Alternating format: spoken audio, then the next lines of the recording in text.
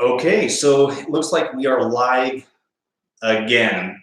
So for those of you who are joining, I just had to reset. Apparently the video was really choppy. And so hopefully resetting this will help that out a little bit. Excuse me. It actually looks like it's still a little on the choppy side. Looks like it's still a little choppy on my end here. So, but we'll do this again.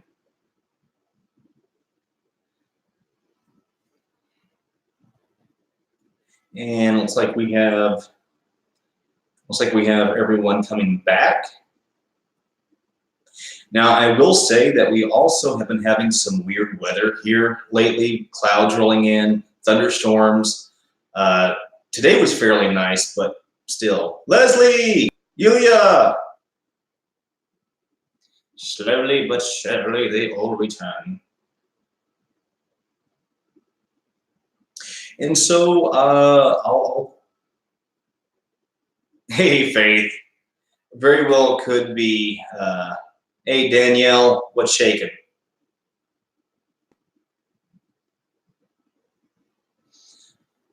Okay, so once again, watching the Saints game, you might hear. Awesome, Leslie. So once again, guys, welcome back to a live, hey, Casey, a live session of Saving Ghosts. This is, again, we do this at least once a month. I've done it a little bit more this month than normally what I would do for no particular reason, just the urge came. And what happens is a lot of times people who are members of our Facebook page or our Facebook group, they'll come in, they'll have an idea for something, and then during that conversation, I'll say, no, we should make that a group session. And so tonight is all about crossing over spirits, and which was a suggestion. And so we're going to be doing that tonight. And then later on, once that conversation is done, I also had another request to try to reach out to the Three Stooges. Now, the Three Stooges were, I was a huge fan of them when I was a kid. And so we're going to try to reach out to them tonight as well, using the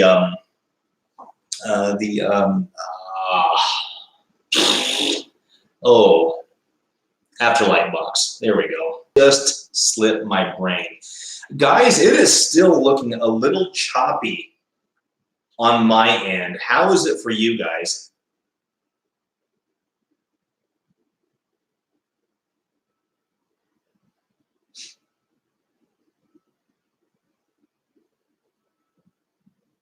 Same? Okay. Is the audio choppy, or is it just the video?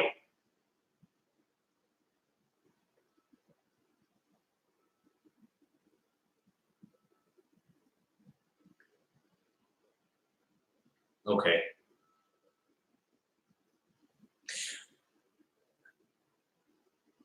Okay. Well, guys, tell you what, if you are okay with occasional choppy video, as long as the audio is good, are you okay to keep moving on? In other words, are you okay with it as it is? It might clear up as we go.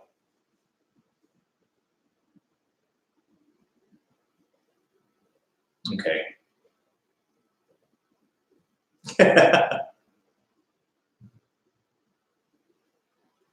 Very nice. Now, so we have Casey with us tonight, and Casey, I'm going to call you out here. He's under a Metallica fan.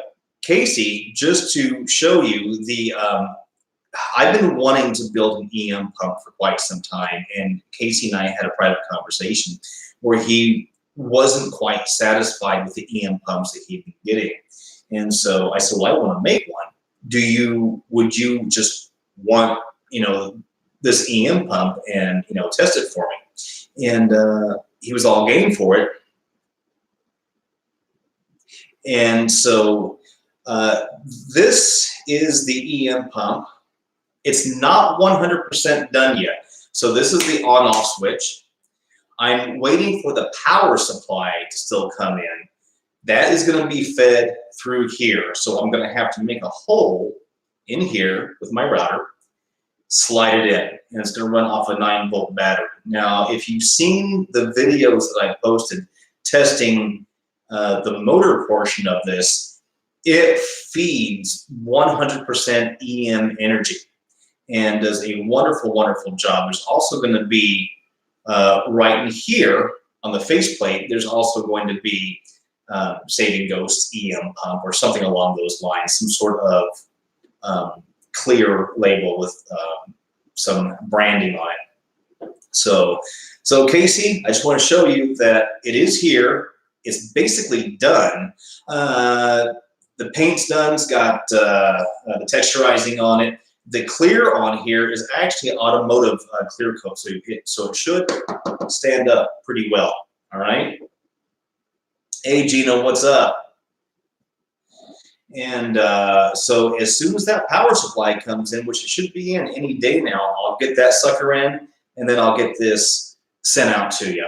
I gotta tell you, when I ran tests on this, I was super pleased with it. And in fact, I wanted to create an EM pump that would fit nicely under the Angel box, should anybody want the Angel box, and then later on want an EM pump. So if you have the Angel box and you want to attach an EM pump to it, this should be almost the exact same length as the Angel box. And I'll provide a way to secure this under it.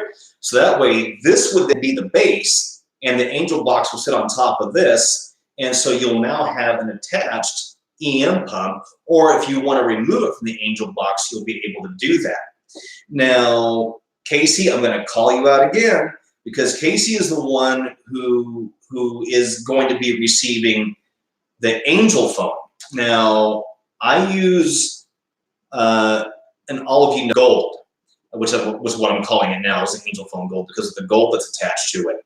And so he's going to be receiving an Angel phone as well because he uses the PSB7 Spirit box, which I have attached to it right here. But we all know what that scanning sound is like. In fact, you know what? Here.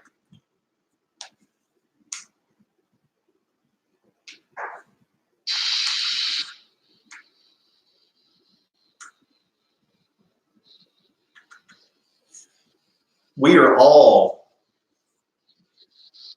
very familiar with that scanning sound. Well, a lot of times that scanning sound will interfere with the voices. Now, there are some out there who will disagree, and they'll say, no, the scanning adds to it. Personally, I think it distracts a little. And so, Casey, just to kind of show you real quick, and you and I can go over this more in private too, but just to kind of show you real quick here, you have the spot up top that can hold the PSB7 or a cell phone. Turn on the reverb and the noise reduction. Turn on the speaker. Now, that is it without the noise reduction.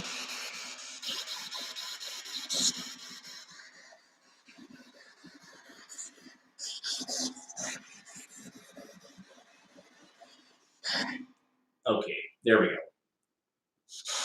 Now, you can adjust how much noise reduction you want to where there's none, which is harder for voices to come through at that point, or just a little bit. And so you'll start hearing the voices come through better with that cut out. Okay, so hey, Patty, what's up? Hi, how are you? Miss, I heard you. I am so sorry. This was impromptu. I'm just showing them how the angel phone works. I didn't mean to start conversation. Okay, guys, so hold on. We're going to be talking. We're going to be talking later. I promise we will be talking later on, okay? Okay, guys, I'm going to let you go for right now, but we will be talking later on, okay? Okay, thank you. Okay, so that kind of gives you an idea. And the whole thing is that it will cut out, really just cuts out that scanning noise. Now you put a tablet to this or a cell phone to this that doesn't have that static, then of course you don't have to use the noise reduction, but it still really amplifies the voices. And right here on the side, I removed the battery cover. This is where the EM pump is at. So you have crystals in this, you have copper in this, you have an EM pump. So the whole thing is designed and it's all fed through this antenna right here that has a quartz crystal up top. It's all fed to run through the antenna to act hopefully as a power source. And I have noticed a difference with using this. I noticed a big difference once I added the gold. So yeah,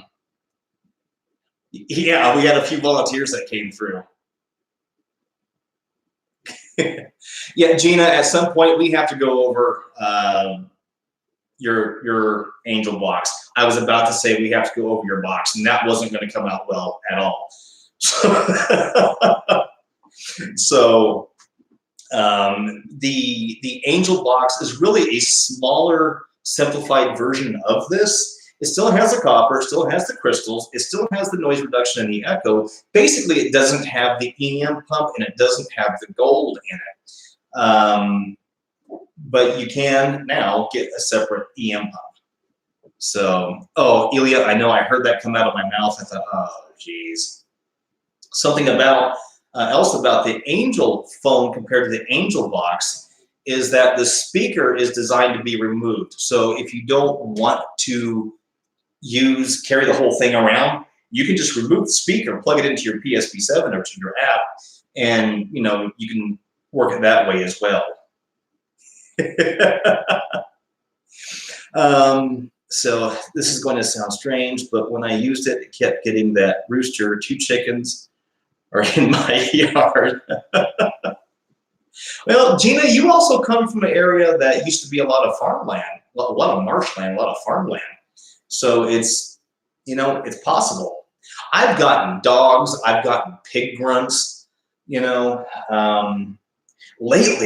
lately, guys, I've been getting, and maybe you've heard this, I've been getting the sound of like wood dragging. I've been getting the sound of gates closing. I've been getting the sound of doors closing. So a lot of new sounds coming through. Oh, Gina, all you gotta do is the power button on the VCR. That's all you gotta do, Pookie. Then you slide it in. Unless you have like a retro 70s one with the top loading type. Yeah. Gina, it's not the size of fence that you have, it's how you use it. Just saying.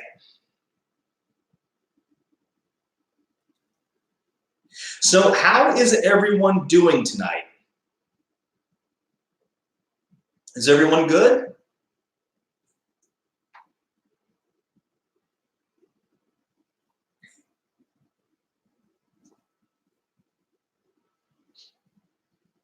Ilya, happy to have you here. Oh, guys, I don't know if you're going to be as excited about it as I am, but about 6 weeks ago, maybe 8 weeks ago, we only had about 49 subscribers to our YouTube channel. We now have about 210 to our YouTube channel. So thank you so much, guys, for that.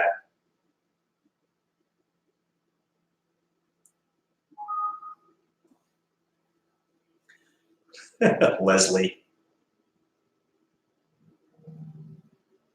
Well, Danielle, sit back, kick back, enjoy. Drink it if you got it, smoke it if you got it. And I'm not even using this microphone anymore, so I can just put it down.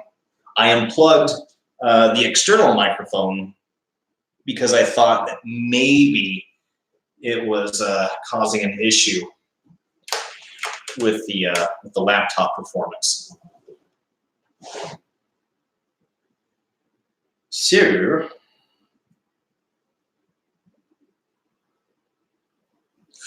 Gina, that's awesome. That is fantastic. All right, everyone for Gina. Woo! Cancer-free. That is awesome. Awesome, awesome, awesome. Gina and I had a conversation about mindset during what could be considered as crises. And a lot of people, when they get a certain diagnosis like that, they will immediately go into what they think that is expected of them. In other words, they start taking on the job title of the diagnosis. And we were talking about not doing that, that you keep things light, you keep laughing, you watch comedies, you keep yourself in positive spirits because that raises your vibration. You raise that vibration, the body is wonderful at healing itself. And so,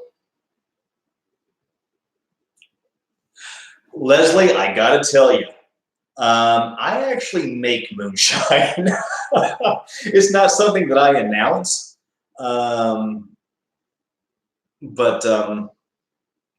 ever had apple pie? I also make a killer mead.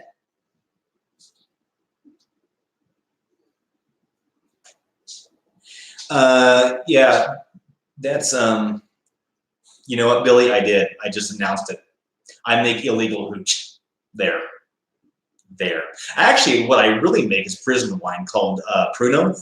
But, oh, God, I'm telling you guys way too much about me. Way too much. Leslie, I'm telling you, apple pie, that is some good stuff. I make mead and I make honey wine. Yes, Faith, it's artisan.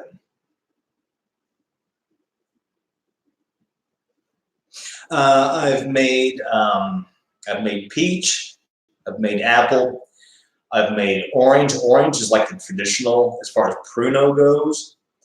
I've also done a fruit cocktail.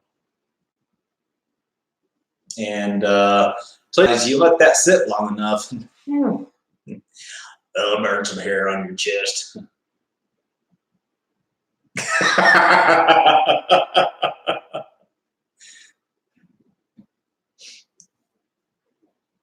Oh, and guys, also, I want to say thank you.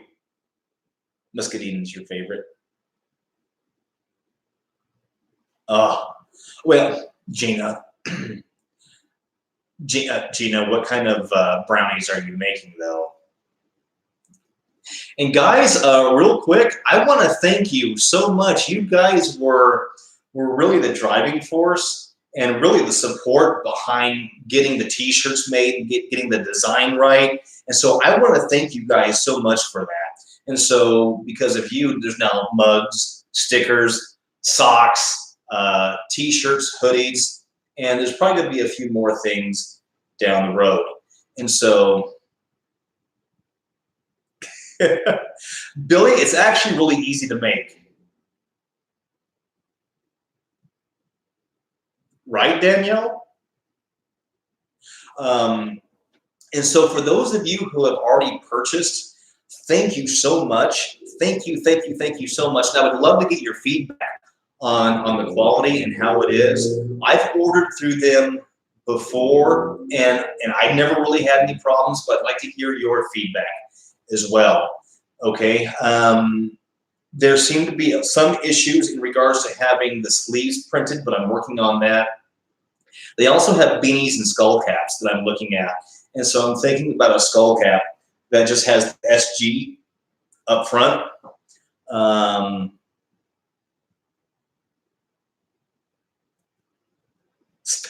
special kind.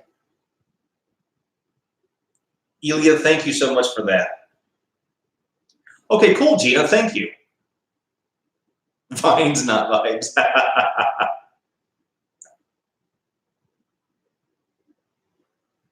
Leslie, I got you. I think I understood. Violet, it's so funny because we were actually just talking about party. So for those of you who are watching this afterwards, there's dialogue going on right now in the chat section. And it ended up talking really about saving ghosts, and that turned into moonshine, and then that turned into making brownies, which turned into a party. And so this has really turned into a festive event.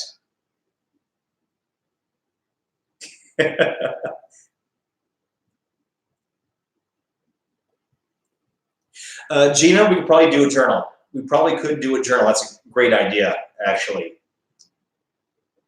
I'm actually, you know what, as silly as it sounds, I'm actually excited that we have socks now. I don't know why that thrills me so much, but I am thrilled that we have socks. Oh, Danielle, we got way off track. Oh, do you guys want to hear something else? No, this is, okay, this is totally getting ridiculous, and I know it's getting ridiculous, but I have a way now that we can have our own shoes designed. Shoes, flip-flops, sandals, things like that.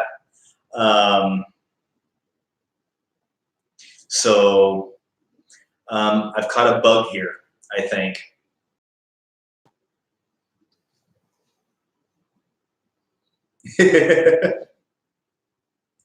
Leslie, you need more meditation. Yeah, right?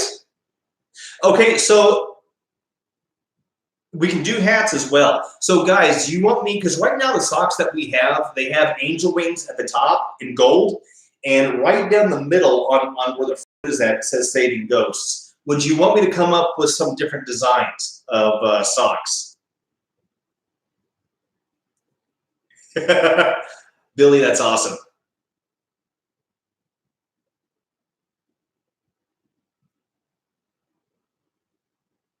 A beanie cap. And guys, I am so sorry. I really try to work out 20% off for everybody. It just, because of where the price point is at, they wouldn't allow it, because then that was really starting to cut into actual cost of making it.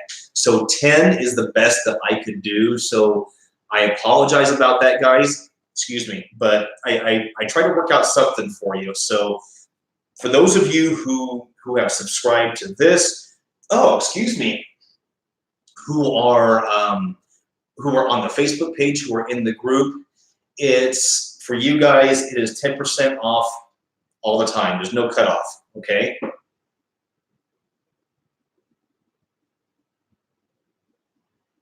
Leslie, I will research as to, actually, you know what? Here, hold on. Hold on. Leslie, I'm going to do you a solid here. All right? Hold on. Okay. Hold on. Hold on.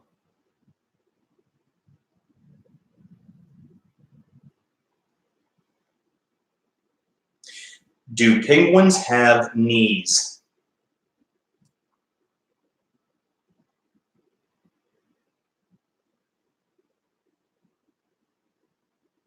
Yes, penguins do have knees. A penguin's leg is composed of a short femur, knee, tibia, and fibia. So yes, penguins have knees.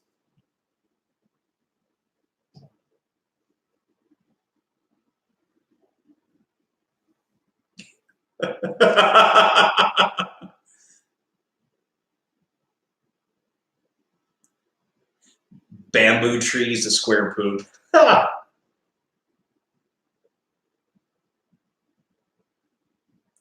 I'm sure they waddle because their butt's bigger than their upper half. And they have little stubby legs. You know, just saying, just a thought. Oh,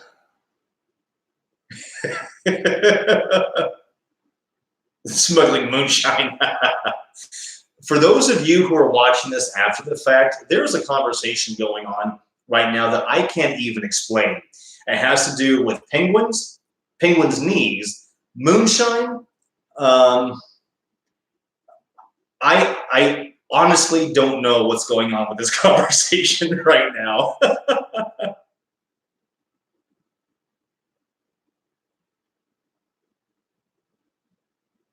Okay, Gina. All right.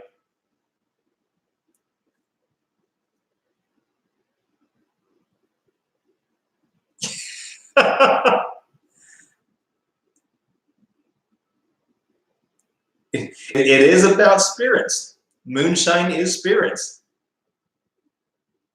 Gina, I actually cannot wait for, I don't care if you're going to use your phone, an app, on a tablet, or if you're going to use the PSP7. But the first time you run that through the Angel box, you're going to be amazed how loud it's going to be, how clear it's going to be, the communication that you're going to be able to have. Really, Faith, out of all the conversations that I know that you have had in your life, this is the conversation you think is weird?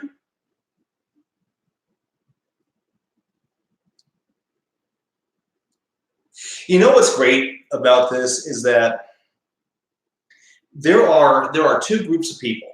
There are two groups of people. There is Group A, and they are the group that always follows the other groups who follow the other groups. Then there's Group B. Group B is the one who they watch Group A go and do all of this, but then they see only a few people going over here. And so they kind of check out what's going on over here. We are Group B.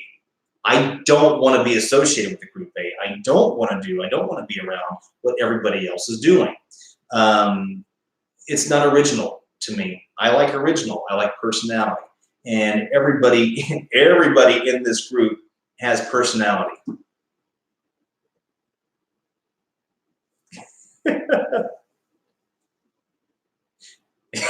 Violet, you read my mind.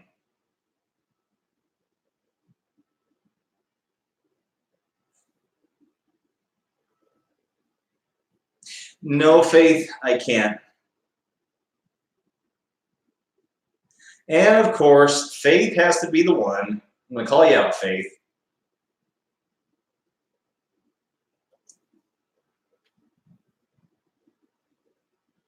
Tie-dyed one. Deaf Group B. Group A. Oh. You know what, guys? Group B's. Groupies. Violet, I think you're onto something. I think we have a slogan in there somewhere, kind of like a secret hidden message slogan. Are you a groupie? You know, saving ghosts type thing. I think you're onto something.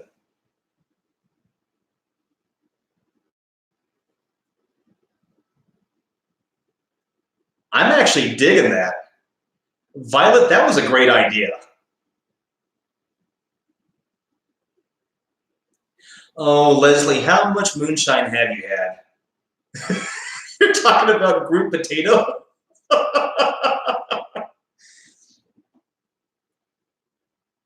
Leslie, I have absolutely no doubt they would love you in Ireland.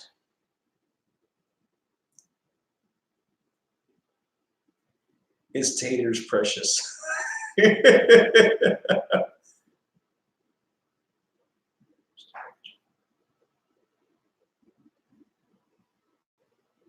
You know, Casey, I was always a fan of Curly. I could never get into Shemp.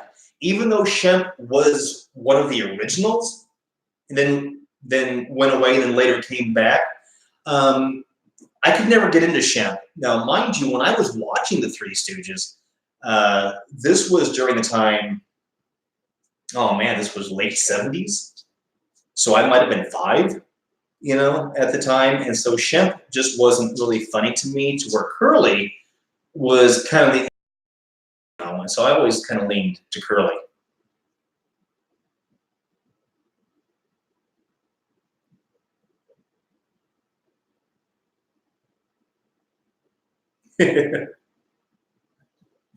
Real, you know what, Leslie? There was only one time I thought Larry was really funny.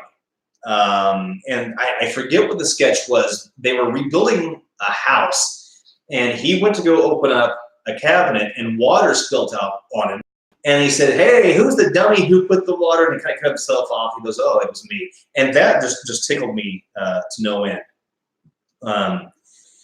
But as an adult, I'd like to actually go back and watch them again as an adult, because I'm sure I would, seeing it through adult's eyes compared to child's eyes, would be completely different. Hey, Catherine, how are you? Oh, the plumbing episode was classic. Gina, Planet is kind of like a distant cousin of Curly, And I say that with all the love in the world. Catherine, we're doing great. Thank you so much. And also, guys, I know I'm kind of switching gears on you here, and I apologize about that. But I want to thank all of you for all of your support this past week. How I've been posting and all that has been put off a little bit because of what's been going on within the family. And they finally put her to rest 2 days ago. And I spoke with my dad today, spoke with my grandmother, spoke with some cousins, and so forth and so on. So I just want to thank you guys for your support through all of that.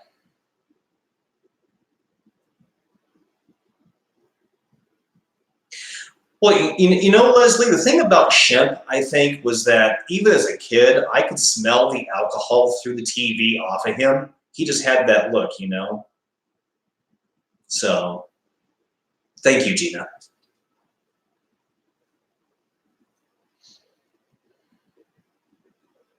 Yeah, and I actually learned some details, actually a lot of details about what really went on that night. And I don't know, just it's just sad, So, all right, guys. So, are we all? Leslie, no, it's not a problem, not a problem. You know what, Gina? Thanks, Violet. Virtual hug.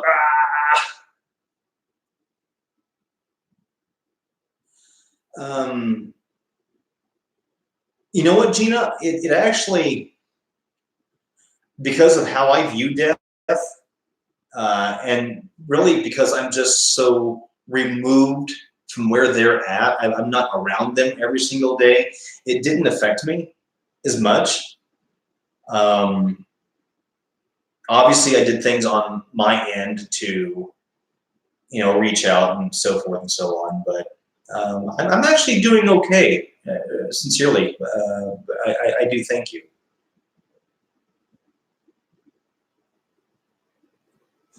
So, all right, guys. So, where am I at? Where am I at?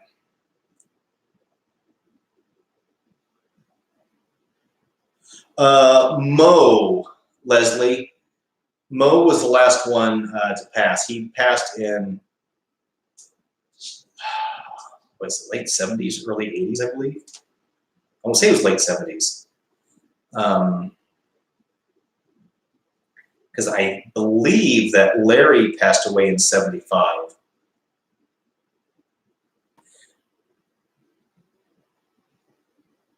But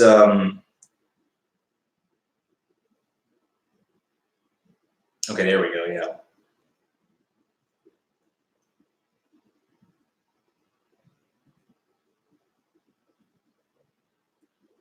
All right, gang.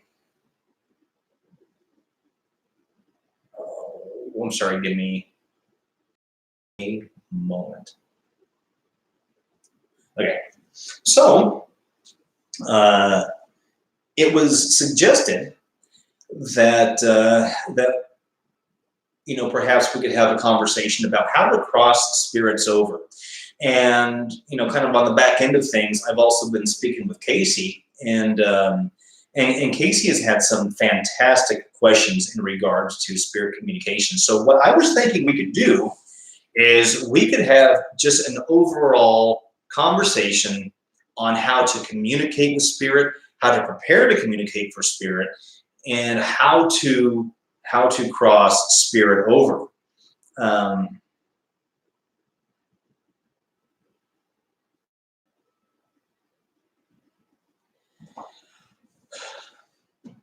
Leslie, did you have the nightmare last night?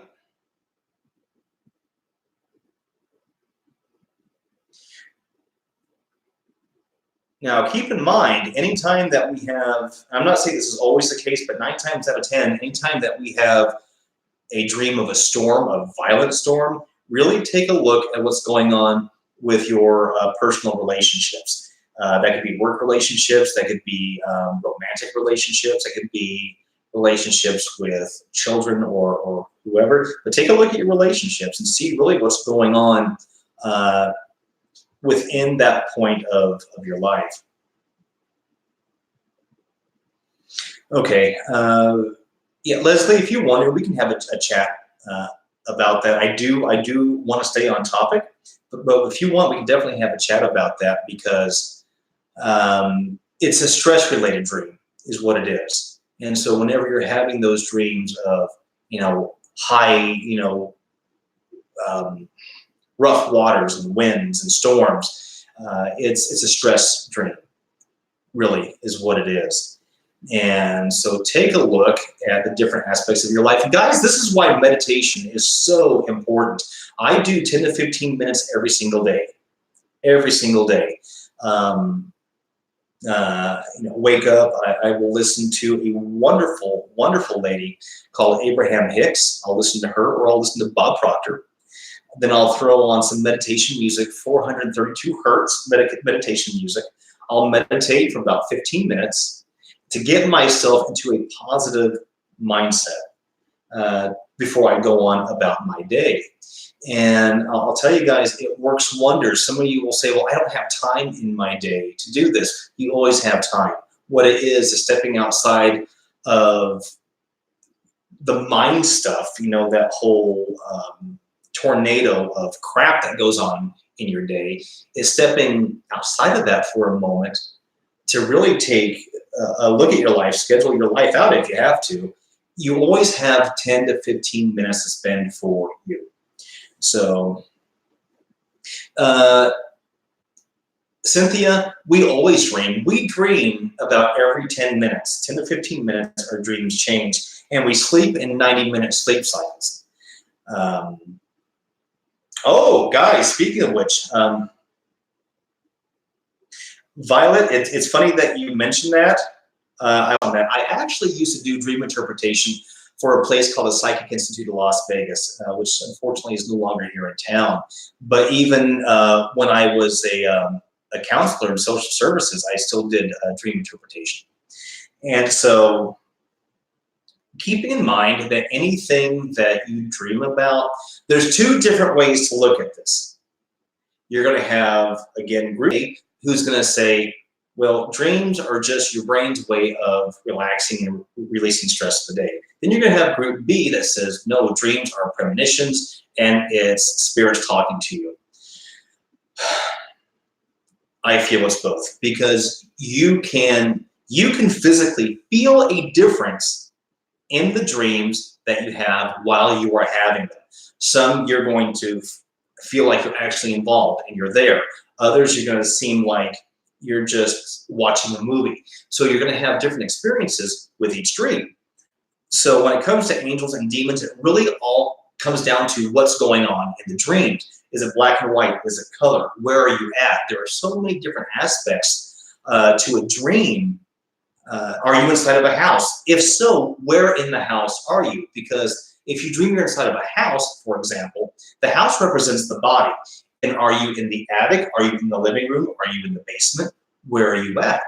And so it varies. Now, last night, Violet, okay, hold on. I'm catching up to you guys. It's like a webcam. This dream has been recurring since I was I love the fact that you used we, and has happened a lot in my adult years, usually before somebody passes away.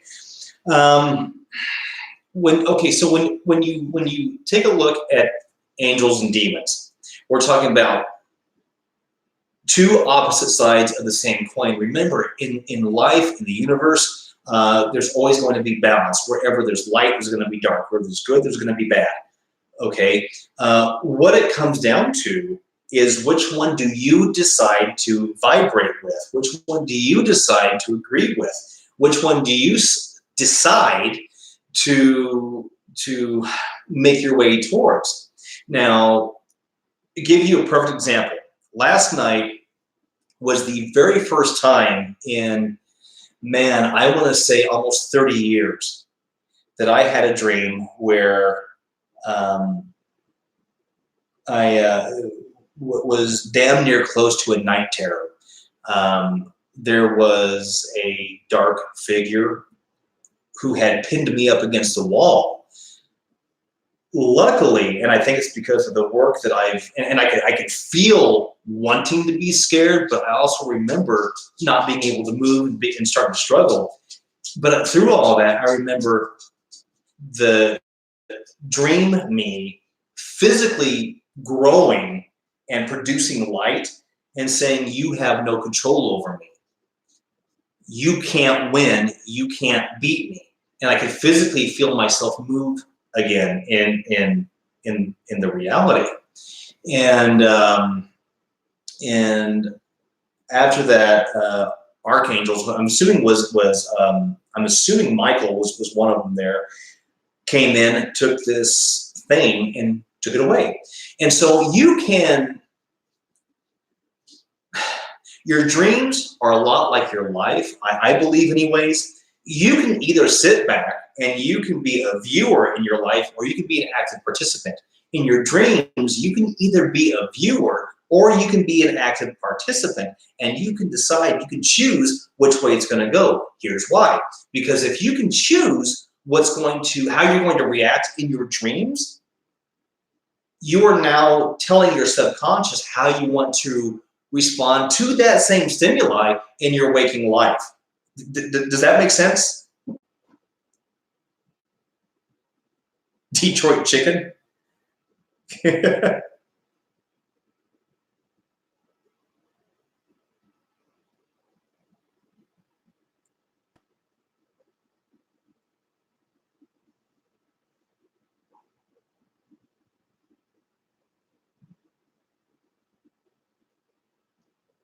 Okay, so yes, I believe you can control your dreams. I believe that you can be, because I've done it. I do it. I practice it. There is a method to it, though. You can't just go to bed and expect to control your dreams. There's a process, and it does take some time. But with time, with practice, just like with meditation, you will start seeing the results. Now, Leslie, to answer your question in regards to sleep paralysis, again, there are 2 points of view. One point of view, and I mentioned this earlier, is that we sleep in 90-minute sleep cycles. And this isn't coming from me. You can look this up. It's a medical fact. We sleep in 90-minute sleep cycles. When you go to sleep, your brain shuts down your motor functions so that you don't get up and flail around in your sleep or what have you, so that you stay put. And so there is a thought out there, a medical thought, that, and there goes Buddy barking again. I'm so sorry, guys. There's a thought out there, a theory, that if you happen to partially wake up at the end of one of those 90-minute cycles, your brain still thinks you're asleep, therefore still has you paralyzed. And it causes confusion, and it causes that sense of fear. Now, I have, especially when I was a young teen, I mean, like 12, 13, 14, almost nightly, I would wake up, I couldn't open my eyes, I would try to scream, I couldn't scream, I tried to move, I couldn't move. It was the most terrifying experience I had ever had. And it was also in this house. And if you guys saw the video that I put on YouTube about my relationship with spirits, I show the house where all of this happened. And I remember there were times that I would be in my bedroom at at nighttime, and the room would be blacker than black, be a heavy black, which I didn't know at the time, but means that there is a dark presence there. And I would feel the bed vibrate, and all this other crazy stuff was going on. So what I'm getting to is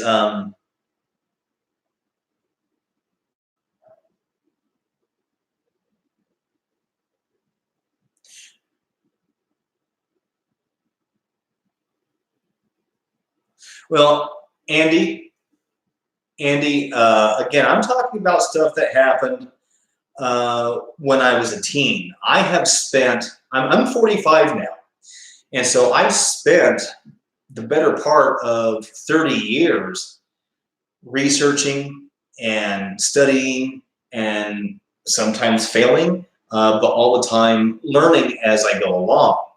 Um, and putting away old beliefs that I had that I was raised with, because when I was growing up, I was never taught to believe in archangels, and it was really only as I got away from the house and I grew up and I started educating myself more that I really started understanding what's going on. Now, I will say, and guys, I've mentioned this before, and I cannot in any way, shape, or form stress this enough, that these are just my thoughts. I am not saying they are set in stone, okay? Everybody has their set beliefs. And if you have something that works for you, then stick with it. I'm not saying one way is right. I'm not saying one way is wrong. These are just techniques that I use. And, you know, you can either, you can agree, you can disagree, either way, you know, and I'm fine with either way.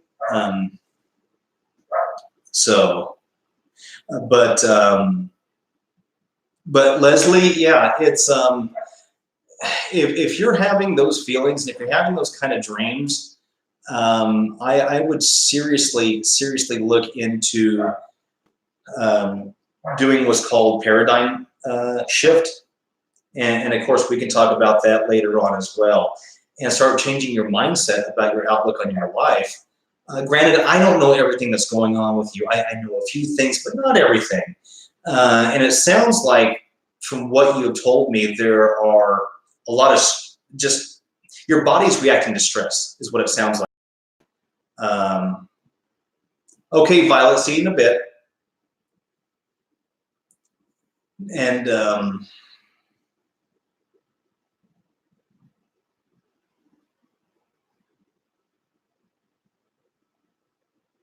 And Andy, I am always up for I'm always up for learning more things, and you know, because I figure you never stop learning. I know it's kind of a cliched thing to say, but I figure you can never stop learning, and there's always things to learn, especially in this realm, because frankly, the science end of it is just now starting to really tiptoe itself into it. And so there's still just a lot of theory and a lot of stuff out there that we just don't know.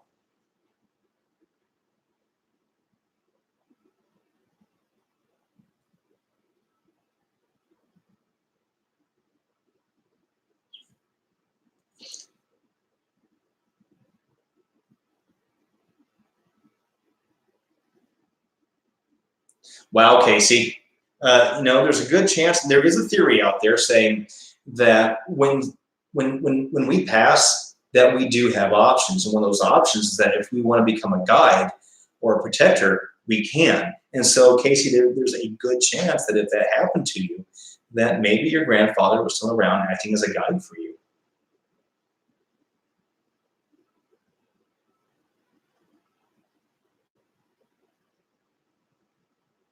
Yeah, Andy, I'll tell you, I have, and I am not saying this in any way, shape, or form to seem like I'm patting myself in the back, and even though I don't even like saying that.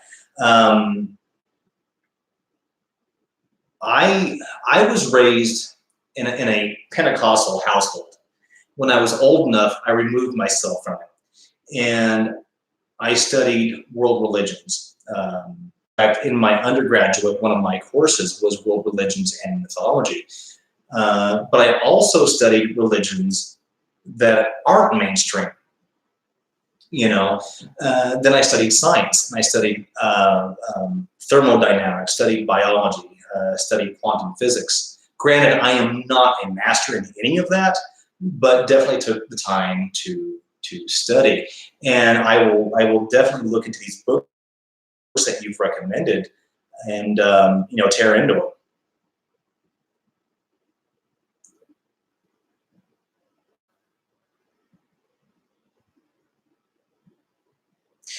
Leslie, I actually still have my book that I got in my undergrad. I'll get the name for it, and I'll send it to you. The name of the book. I actually like the book, so I'm going to keep it. And I've had this stuff. What really got me into it, for those again who are kind of new to this, what got me into this was, I was having experiences ever since I was a kid, and I was taught to be scared of it. I was taught to be afraid of it. And as these experiences continued to grow, I didn't know what to do. And so I went to a spiritualist that could help me. And I had it all removed, and everything was quiet for a long, long time. But I would notice that anytime there was high emotions that got involved, especially negative emotions, things would flare up again. And that's when I knew there was really something going on. And I figured there was more than what I had learned as a child. There was more than what I was taught. And I had to know. I had to know what else was going on. And I've read and I've heard the good, and I've read and I've heard the bad. And I'm to a point right now to where I've really been studying the vibrations of the human body. What hertz we vibrate at, and that around us, and how to keep that vibration raised. And I figure whatever you put your mindset to, and of course this is not my theory, this theory's been around forever, but whatever you put your mindset on is what you're going to attract, because you are now vibrating on that level. And so, am I aware that there's a balance out there? Yes. Am I aware that there's a good and a bad or a lower level? Yes. Am I going to be scared of it? No. And here's why. If I show fear, if anybody shows fear, you now lower your vibration, and you're in tune with that thing that wants you to be fearful. So, I'm just not going to do it, and it's what I recommend to everyone else. And I know the channel, as far as on YouTube goes, is fairly new still, but personally, I've been at this for about 20 years, and again, still learning. There's always something to learn. Anybody who claims to know everything about this is blowing smoke. Because you can't know everything about this. What I found interesting, because as I was taking that world religions course, I was also taking the mythology course, and the two really coincide a lot together. There's a lot of consistencies there. And so, so we're talking about getting involved in spirit. Now, one thing that Andy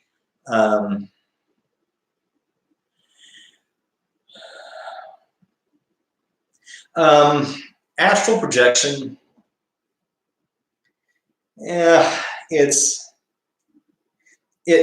loosely falls under the guise of paranormal. That's more metaphysical, I believe. That's definitely more metaphysical in that realm. Now, one thing that Andy did touch on, and I do agree with 100%, if you are going to dive into this, and I cannot back him up enough on this, if you're going to dive into this, if you're going to get into this, you really, really have to know what you are getting into, because once you open up those doors, the gates, you've got a neon sign on your head now that says you're open for business. And so you have to know how to protect yourself. You have to know how to give thanks. And I'll tell you, giving thanks is just as important as asking for protection. It is not enough to say that you just want to speak with family, for example, or that you want to just speak with a loved one that has died. You really have to take an active approach with this. And first, you do have to do that meditation. I cannot stress that enough, to do at least a 5 to 10 minute meditation to kind of relax yourself, get yourself centered, and get yourself ready. Then you got to call in your protection. Before you start talking to any kind of spirit, you have to call in your protection. To some of you, it might be your guides. For some of you, whatever deity that you believe in. I think a lot of you know that I call on the archangels, and I give them thanks, and I appreciate them, and I tell them I appreciate them. And in fact, I had a little chat with Archangel Raphael just the other day, and I said, you know what? I'm sorry, I have not taken the time to learn as much about you, but I will take that time. And so I did start taking a little more time to learn more about Raphael. There's more about him than I realized. And so you have to have your protections in place. It's almost like you're opening up a store. Okay, the doors are locked. Okay, so you are set. Now you got to get everybody in place. Okay, you got to have somebody to stand at the door, manning the door. You have to have somebody kind of, by you to kind of help you out. Then you have to have the other person roaming around to make sure that everything is okay. And so once everything is set and you have thanked them, what I do is I say I only allow those of love and light. I only allow those who are accepting of love. I only allow those who have my best interest. And that is the only, again, at first it was door, but now I'm using gate. That is the only gate that I want open. And, I will ask Archangel Michael or whoever's at the gate to screen them as they're coming through. And that idea of screening spirits as they came through came from spirit, came from a message that came through a couple sessions back. You guys might remember it. A woman came through and said something along the lines of screen them. And so ever since then, I thought that's a fantastic idea. And so, because it's not enough just to say, you're of love and light, that you're allowed in. You don't know if someone is still trying to sneak in, so to speak. And so have them screen as they're coming in. Now, one thing that you guys have noticed, and we noticed it in the last session, and it was an amazing experience, that we were hearing screaming come through. And they were wanting to talk. In fact, that video is being posted tonight. The edited version of it is being posted tonight. And they were wanting to talk. And I had mentioned that, well, if you're not able to talk, if your gate is closed, there's a reason for that. So I imagined that their gate door was closed, was locked, and they weren't allowed to come in. And after I said, okay, that's enough of the screaming, you got to stop. Do you guys remember the voice came through, the mail came through and said, it's done, it's finished, or something along those lines. And we didn't hear any more screaming, so they put an end to it. And so that is proof that they are here. As far as I'm concerned, that is proof that they are here to help. So make sure your protections are in place. Make sure you only allow those of love and light to come through, and make sure that they are being vetted. Yeah, Billy, you remember that? It stopped. I said, okay, that's enough of that. And guys, if you remember, I didn't get upset. I didn't raise my voice. I kept it calm. I said, okay, guys, that's enough. I'm not going to have this, okay? And And I left it to them. They stepped in. They said, "Okay, it's done." And that was for as far as I am concerned, that was an amazing confirmation that they were there to help. Now, when you do your session, don't go over 15 minutes, okay? I know that it's tempting to really get involved, and I have been guilty of this myself. I know it's tempting to get involved and want to do an hour-long session, but remember, their energy is different than ours. Even though we are from the same source, their energy is different than ours. So 15 minutes is about a comfortable range, 10 to 15 minutes. I have been guilty of going a half hour. But keep it at about 15 minutes. Now, something else, because I have had some people come to me and say, I'm not really getting the responses. Guys, again, the first time you learn how to cook, you're not gonna get the results that you want right away. Like anything else, it takes practice. It takes commitment. Because what you are doing is you are building a relationship. You are building a relationship with the other side. So you have to, just like with a living relationship, a bodily relationship, you have to put your barriers down. You have to let them know who you are, what you will, what you won't put up with. Okay. Now, if there's anybody out there who is wanting to purposely speak to lower level entities, I'm going to ask you that you please don't. And if you come to me for help, I'm not going to help you with that, because that's something that I don't support. But if you do get active in this, if this is something that you start doing every day, let's say 5 minutes a day, you are going to start hearing, help me, we need help, come through. And at that point, they're looking for the light. They're looking for the light. And that's where it comes into really what our topic is for tonight. How do we get them into the light? And guys, this is why meditation is so, so, so important, because essentially what you are going to be doing is meditating. Remember, when you meditate, thought process is energy. Again, this has been proven. Your thought process, your consciousness is energy, so you put that energy out there. What I do is I imagine my protectors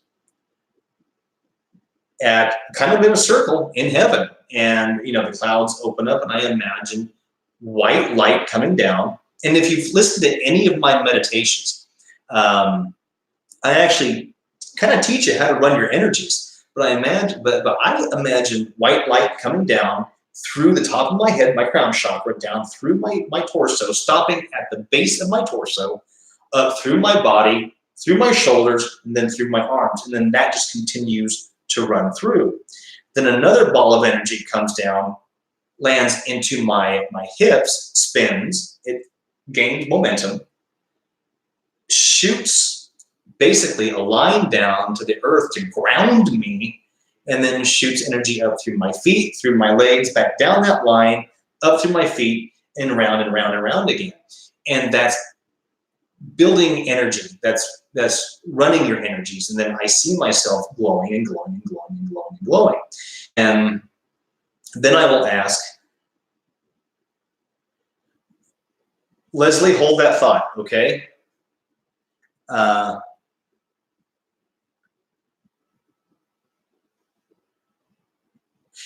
Yeah, Gina, that's yeah. And you will actually feel yourself, once you concentrate on that, you will feel yourself kind of moving in a rhythmic form, because you are now vibrating. You are now at a higher vibration, and your body, your physical body, is responding to that. And so then when you ask for the light, I envision light coming down and filling up the room that I'm in that light. And if you go back to some of my prior sessions, you will hear them talk about the light. You will hear them going into the light. You will hear some of them giving direction to others how to go into the light. And it's a lot of concentration, guys, because you are You can't just have a fleeting thought. It is you are asking, basically you are asking on behalf of spirits that you don't really know if they can go to heaven. Now, what I do, because as far as I'm concerned, we don't have the final say.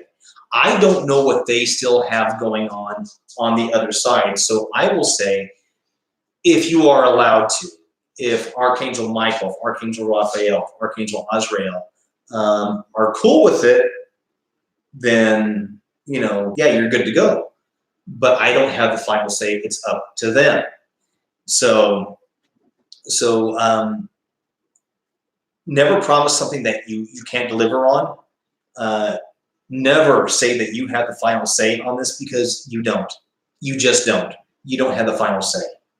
And then once it is done, and you're actually physically going to feel drained a little bit afterwards. When it's done, tell them, kind of speak out loud what's going on. Okay, guys, I'm about to call this to an end. Okay, I'm cutting off the light. Because I always have envisioned that there's still some spirits kind of wandering around saying, dude, I just missed it, now what? So what I do is I'll say, if there are any spirits who are still here, please go to Archangel Michael, go to Archangel Raphael, go to Archangel Azrael. They will assist you, they will help you. Anybody else, I thank you for your time. If you spoke, I thank you for your time. To the archangels, I thank you for your time. Please return through whatever doorway you came. Please do not stay. Please don't enter my body. Please don't attach to me. Please don't stay in this home. Return through whatever doorway you came.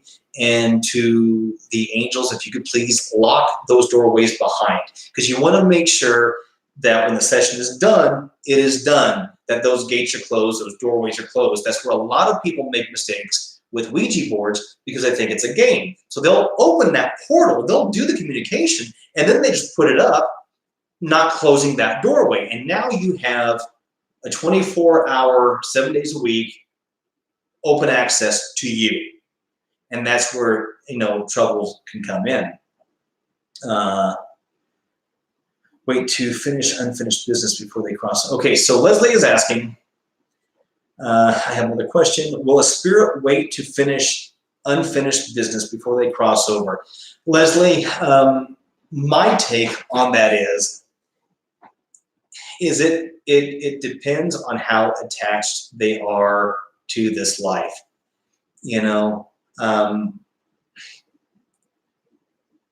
If they are so emotionally attached, if they haven't done any work throughout their life on trying to understand the spirit world or faith or whatever,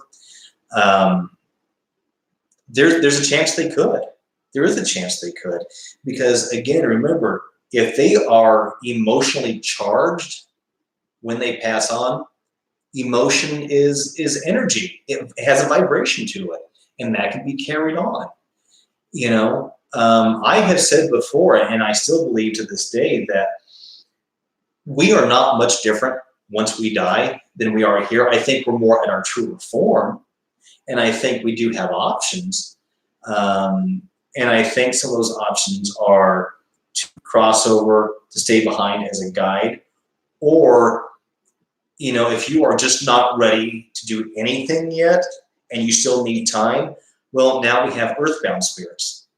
And since there's really no time, as far as I understand, in the spirit realm, you could be around forever, still thinking that you're trying to complete something. And if you guys, for example, if you guys remember, if you saw the King Henry VIII session that I did, dude was still talking about money, So I believe it is possible. Whether or not they choose to, that's up to them.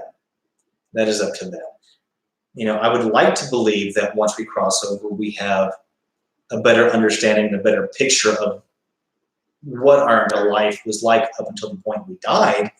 But I can't say for sure, because I'm, knock on wood, I'm still here. So so that's it, guys. Now, um, afterwards, when you are done crossing spirit over, once you are done speaking with spirit, you guys have seen on many occasions how I become emotionally charged, because I do believe that, especially if you have some sensitivity or some empathic abilities, that you tie into that emotion. And there's been times I've been giddy and I've smiled from ear to ear. There's been other times I've, cried because either I felt joy or I felt regret, and it wasn't my emotion; it was theirs. So Leslie just asked if you get stuck, is that like purgatory? I believe it could be. Western Christianity teaches that, either there's heaven or there's hell, and that's it. But I think there's so much more to that. I think it's a little more complicated. I don't mean difficult, but I think it's a little more complicated than that. And so if a person does, let me back up a little bit. I think there is a difference between a spirit who sticks behind willingly because they want to be a guide, compared to a spirit who sticks around because they are not emotionally ready to go on and cross over. And so I think purgatory is a mindset. I think it's an emotional state that you are in. And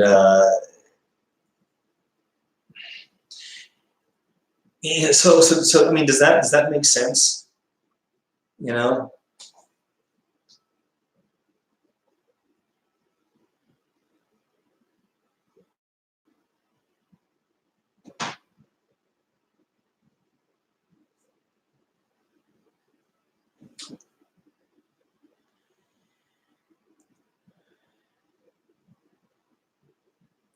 Leslie, trust me, I grew up with that type.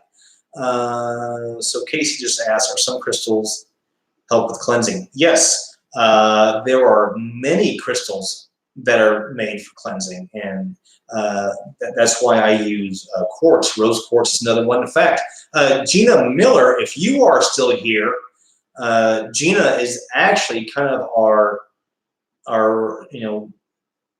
crystal and rock expert. She's the one that can really lay down for you which crystals are good for protection.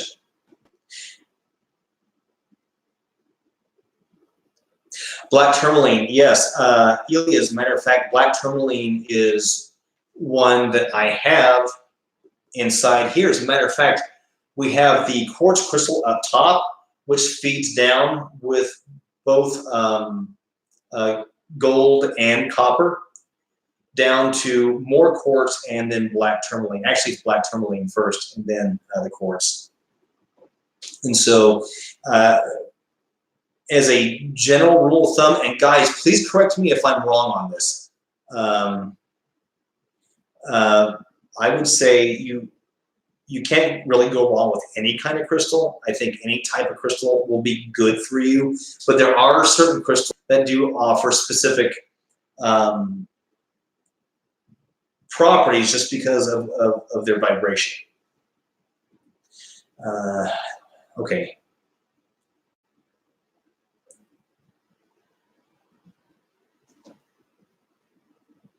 Leslie, there's a really good chance that he still has a lot of high emotion going on. Now, guys, here's a thought. Just because you have a dark mass, and I know that there's going to be a few who are going to throw apples at me, but just because we have a dark mass, it doesn't necessarily mean that it's evil or bad. It just means it's absent of light. And so we really could be having an entity, a spirit, that is just looking for light. and that's it. They're just looking for light. They're looking to be forgiven. They're looking to be, renewed. So just because we have a dark mass or a dark entity doesn't necessarily mean that it's always going to be evil. Okay, it could have been depressed. It could have been a suicide. It could have been anything that's of a lower vibrational emotion. And so if we have a dark mass, what I would do, honestly, Leslie, what I would do is I would do a meditation on that person, and I would offer them light. I would offer them light. So I know that, especially in this particular realm, there are a lot of beliefs out there that if you see a dark entity or a shadow person or what have you, is that it's going to be evil, and that's not the case, guys. When I was a teen, and I had a cocker spaniel who was 13, 14 years old, who ended up with just terminal cancer, and we had to put her down. 2 nights after I buried her, I saw her in the kitchen as a shadow, as a black figure, and she wasn't evil. I honestly believe that was just her saying goodbye. So if we see a dark mass, it doesn't necessarily mean that it's evil. So what I would do, Leslie, is next time they see that mass, what I would do is I would say, you're forgiven. You are forgiven. Because that's why they could be sticking around. He could be just saying, oh my God, what have I done? I am so sorry. And he could be looking for forgiveness, but doesn't have a way to communicate. So, I would say, so-and-so, if this is you, I forgive you. I forgive you. You are loved. Find your way into the light. Find your way into the light. I do believe that all dogs do go to heaven. Dogs, any pet, any animal, I think is just the purest form of spirit.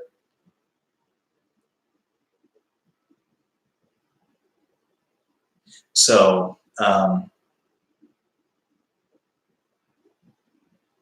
really, Faith? I don't know. I think that spirits are around us all the time, guys. It's just from a medical standpoint, our eyes act just like the lens of a camera. Faith, you know this, you study photography. And our eyes have a built-in UV filter, ultraviolet filter, which filters out a lot of the light spectrum. So we don't see in that ultraviolet light. Cats do, dogs do. Most predatory animals do see in the light, or see in the infrared spectrum. So we are, I think, one of the only mammals that can't see in the infrared spectrum. So that's why we use cameras, because when you see the infrared, then you can start seeing the shadows, you can start seeing the orbs, you can start seeing movement. And, there's that whole cliche thing of, well, my cat is staring at a wall and watching something. I don't know what it is. It must be a bug or something. No, they're watching an orb, more than likely.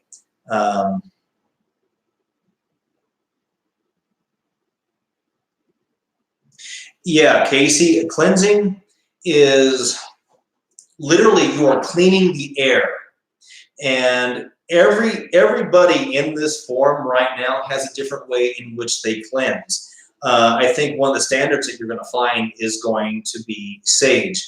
There's different types of sage that you can use. That's one of the classics. I use sage. In fact, I'm still using the sage stick that Gina Miller sent me.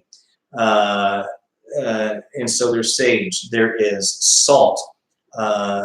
Salt actually is one of the key ingredients in holy water. And using sea salt. Salt is also used to, either that was a bubble that just came out of my mouth, or a little bitty orb.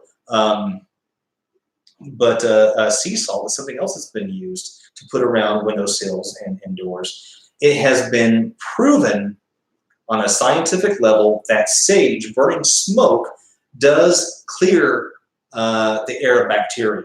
So sage is very, very good. Now there is a chant that I use that was given to me by a spiritualist that cleanses a home or a person of the evil eye. And so I play that once a month. I will do a cleansing once or twice a week. Now I also have a little vial of blessed holy water and blessed Florida water that I'll go into each room, and I will spray it in the form of a cross. You don't have to, it's just something that I do. Palo Santo, yes, Palo Santo is fantastic.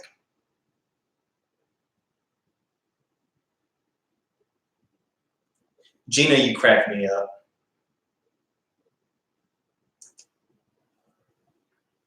Yeah, Palo Santo is fantastic.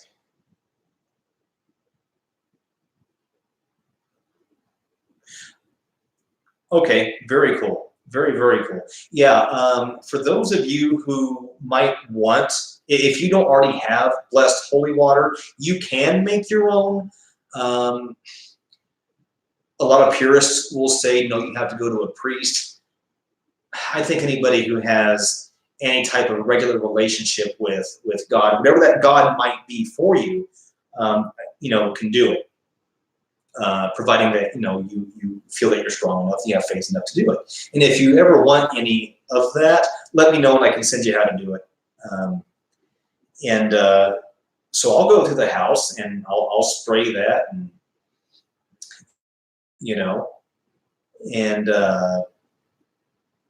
last night was really the first time that I ever had such a wicked dream, but still I was able to get out of it. And I think a lot of it had to do with the fact that I do keep the house blessed.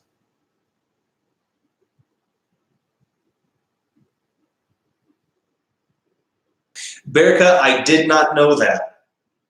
I did not know that. So thank you. Thank you for that. Leslie, with you, I believe that. Billy, that's awesome. Yeah, okay, so guys, Berica just came in and said that Palo Santo is extinct. It's really, really, really getting low. And sage it's just growing everywhere. If you can, try to go the sage route. White sage is fantastic. Really, any sage will do, but white sage is really good. Yes, Leslie, you can. Usually it's going to be your Catholic churches that will have it. And usually you just walk right in. And a lot of times they will have a store where you can also buy it. You just go in. They'll have the water right there inside the church. Fill up your jug and you're good to go.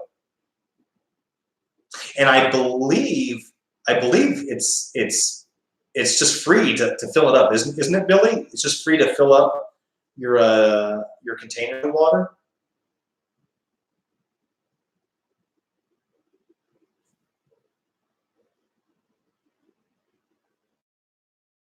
Okay, yeah, that's what I thought. Cool. So, Berica, thank you so much for coming in and telling us that. I did not know that. I didn't know it had been farmed that much. So, guys, get a crystal. A crystal necklace works great. You're going to want to cleanse that. I don't know. I would say every month at least. Some people would say do it more than that, once a week. Use the sage. Use the holy water. And meditate. Guys, I can't tell you how important it is to meditate and to get yourself into a positive mindset. And maybe one of these times we could have a talk on how to do a proper meditation to start reprogramming your subconscious mind. Because what's going to happen is we kind of feed our own negativity. And when we feed our own negativity, we are now at a lower vibration. That lower vibration is going to attract other lower vibrational beings. And that's not call it what you want. Call it universe, God, the source, whatever. But that's not what is wanted for us. That's not what we want. The reason that we, excuse me, here we go again. The reason that we get, so down and depressed and upset is because we're looking at the things that we don't have and not reversing that and saying, well, hey, no, this is actually here. I just need to be on the right vibration for it. And how do we get ourselves in the right vibration for it? We meditate. We get ourselves into that receiving mode. Water bottles at their shops, if they have a shop. It's a Mary picture on it. Billy, which one do you go to?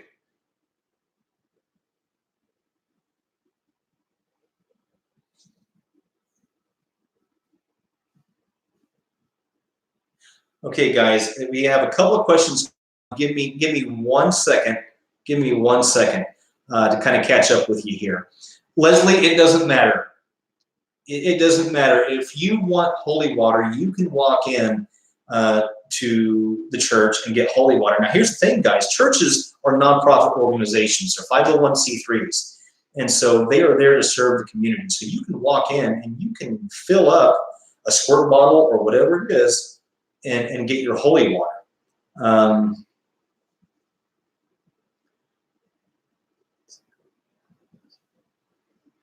Exactly. Okay, so Casey's asking another. Okay, whoa. When you turn on, that open doors too. Okay, so Casey just asked that if you turn on an EM pump, does that open up doors? You are the one who allows the doors to be opened. What the EM pump will do is that will I don't know what that was. That will provide an energy source. So here's the thing, guys. When you take a look at spirit, and I know there's still the debate of is it dust or is it an orb, and we could talk about that until the cows come home. But when you're talking about spirit, it's energy, and energy. The way I see it is that it comes in bursts. So they have enough energy to get a message across or whatever, and then they have to go away. They have to refuel, so to speak, come back and do it again. If you have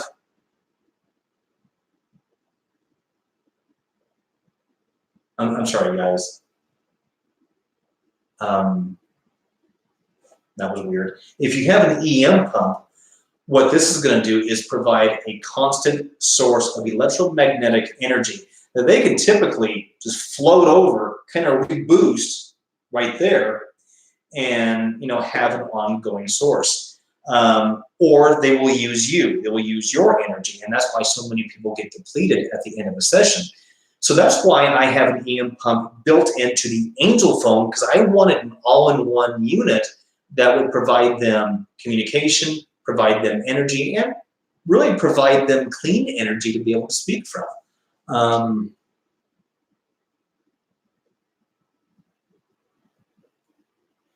Sorry, dude, Billy, St. Elizabeth, that's actually the one that I'm involved with. Catholic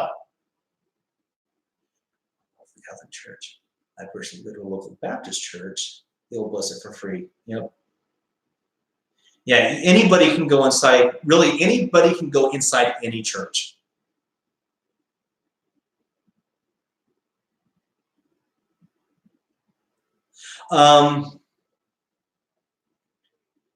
Yeah, Leslie, to answer your question, what it was, I've been getting kind of movement over here in the hallway, which I've been in this room before, and I've had an entity peek in on me, and Buddy saw it, and I saw it, and I happened to see something out of the corner of my eye, and I looked over, and Buddy was looking in that same direction.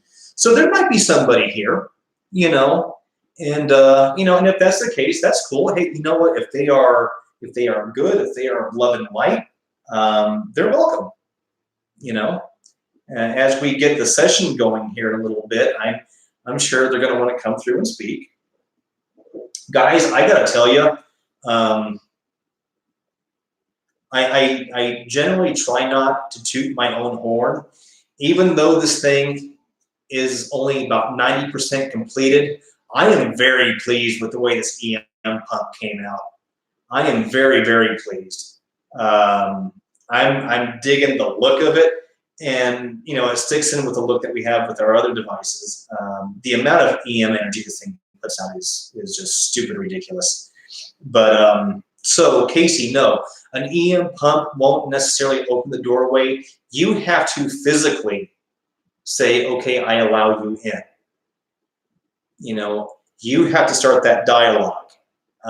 You allow that to be open, but make sure that when you are done, you go back, you request that closed behind them. You got to make sessions closed when you're done. I cannot stress that enough, and I will not be held responsible for anybody who decides not to do that.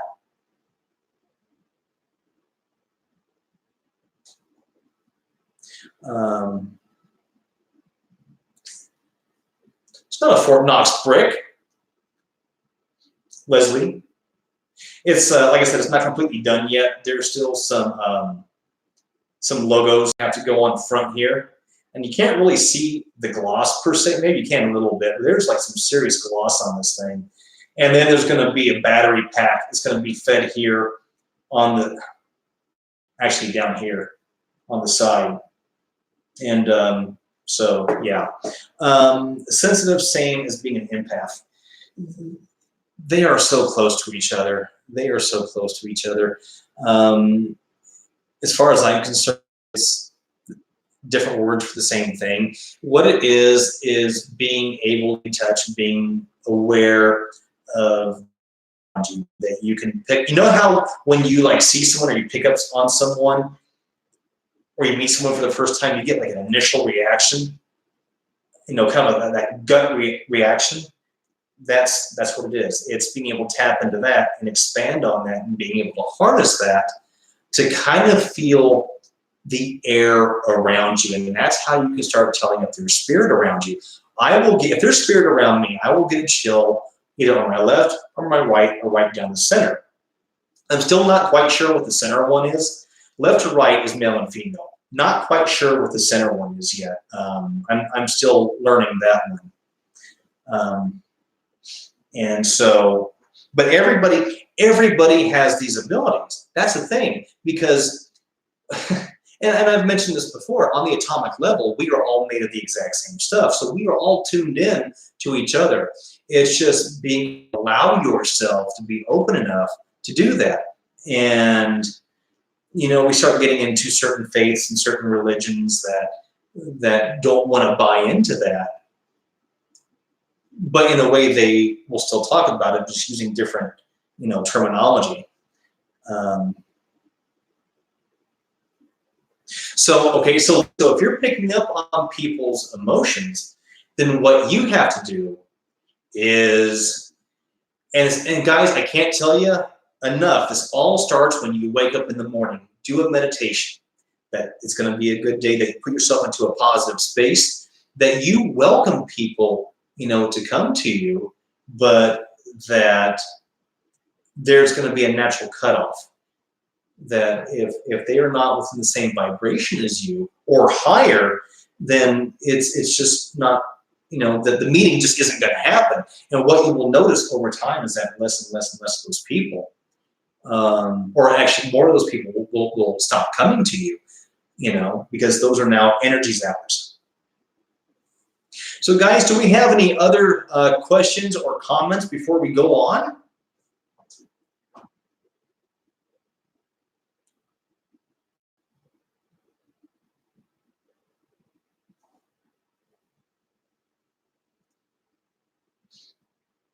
Now is the time to pick my brain.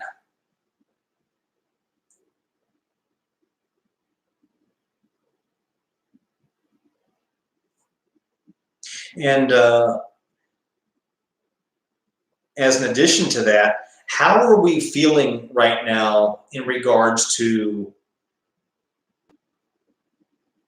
crossing spirits over? Do you want me to go on that? Do you want any more information? Because if you decide to start doing this, please don't take it lightly. Please don't take it lightly, because there's going to be one day you are going to be on the other side.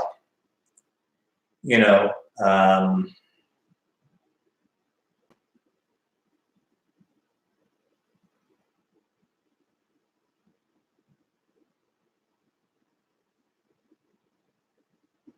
Gina, the more meditation you do, the more you're going to find through your daily waking life, the more that your brain's going to be in that theta stage.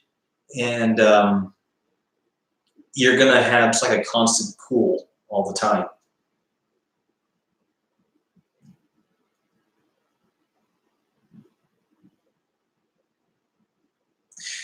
Leslie, when I saw your message, I thought it said, I pickled it enough. I pickled it enough. That's what I thought you said.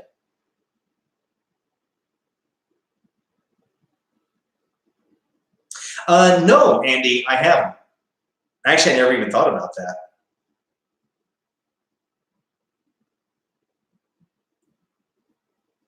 Leslie, that has been another point of debate. I think there have been people who have tried to force spirits to cross over. This is when it starts getting into theory, guys, and what I believe is going to be different than what other people believe. I think there have been people who have forced or tried to force spirits to cross over. I don't think we have the final say. I believe that there is some sort of an agreement between the spirit world and our world of what can and can't happen. I don't know what those rules are. Oh my God, did you guys hear that? There's a motorcycle going by.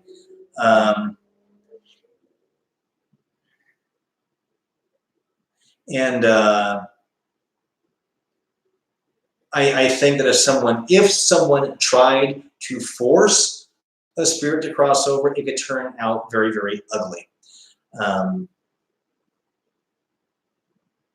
But I don't think that we have the final say on it. I think there are rules and guides and protectors on that other side that will basically step in and say, no, they can talk all they want about you going, but you're not allowed to go yet because you still have to do A, B, and C. I have nothing to back that up with. That is just a thought of mine. Casey, I wasn't planning on it.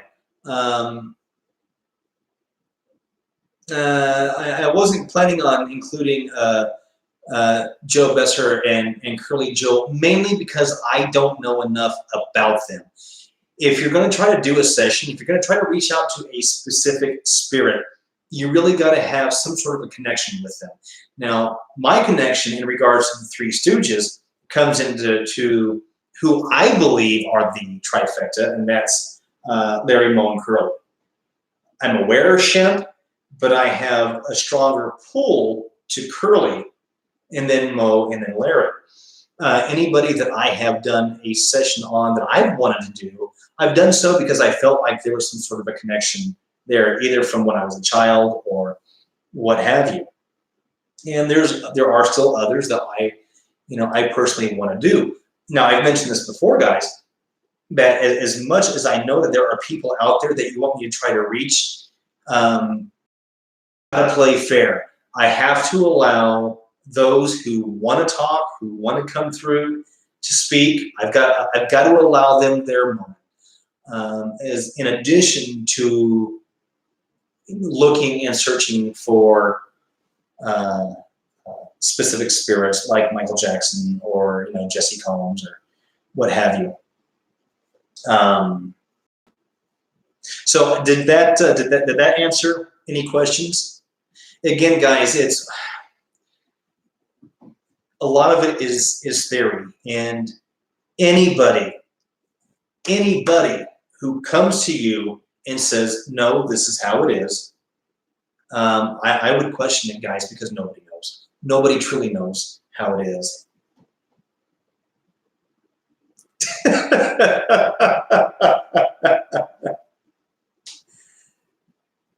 Oh, Andy. Andy, you really got me thinking about that radon detector now. In fact, I'm going to look one up right now. I never even considered it.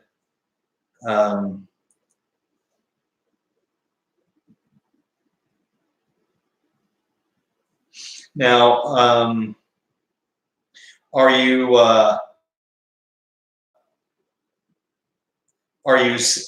suggesting that I get one because there might be a gas leak in the house, or for other reasons?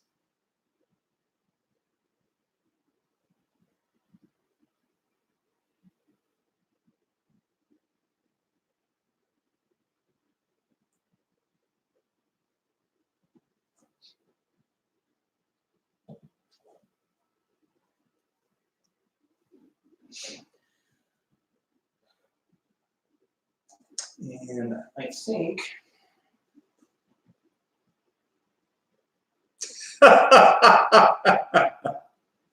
Andy, I would agree with that.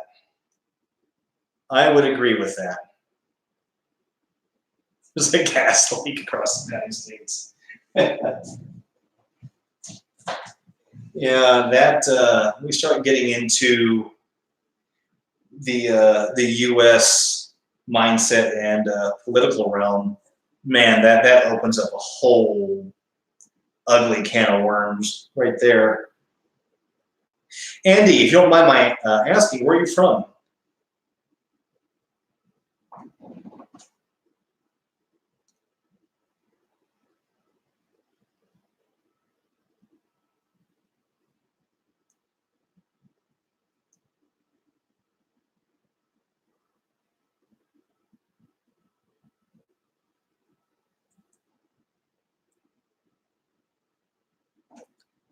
I've got family up in Michigan.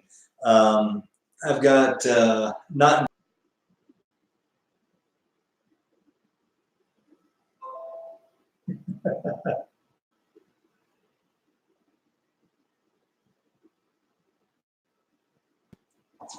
Since I've been out there forever. How is everything in Detroit right now?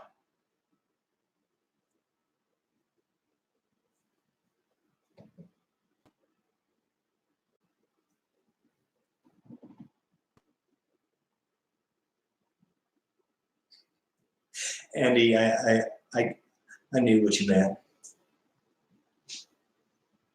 Still, really, I mean, I know that Detroit for a minute there was having some difficulties, but they're still having a hard time.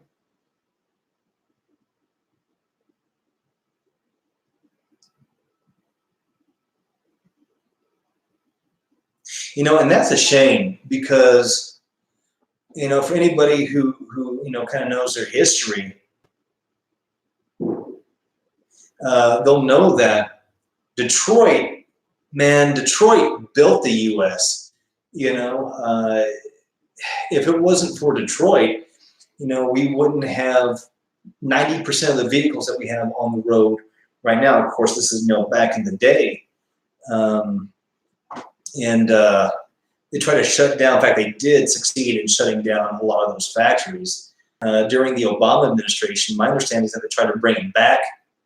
It was just never the same after that. And I believe there's still a water issue, isn't there, in Detroit?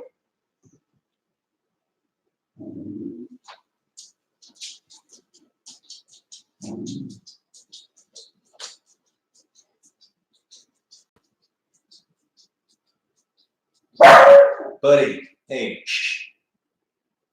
That worked out well. Oh man, Andy, I'm sorry to hear that. I am sorry to hear that. I mean, don't get me wrong. I know that here in Nevada, we've been in a drought for 20 years now.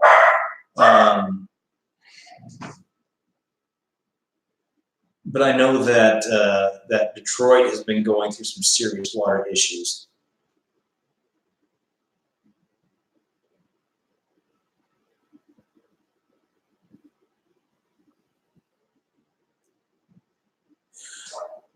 Well, Mr. Andy, there is, and are people who will say that, to a certain degree, I've got my head in the sand.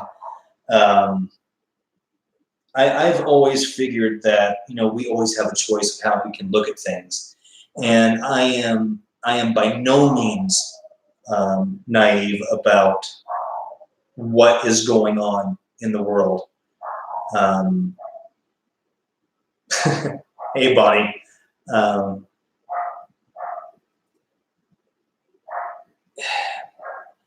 But I always believe that there's a balance, that wherever there appears to be something negative, there's always going to be something good.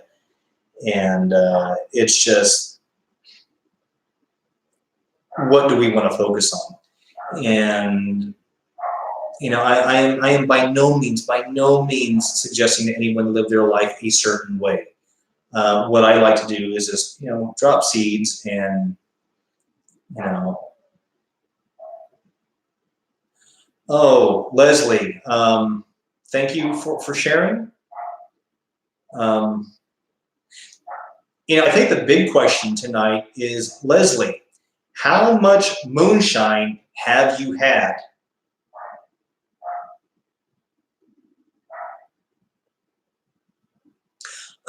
Casey, no, I've not gone for John Lennon or for George Harrison, and here's why. There are certain celebrities that I will go for, or historical figures that I will go for if I think they've never been given a fair chance. Both John Lennon and George Harrison, they were very much into yoga. They were very much into spirituality.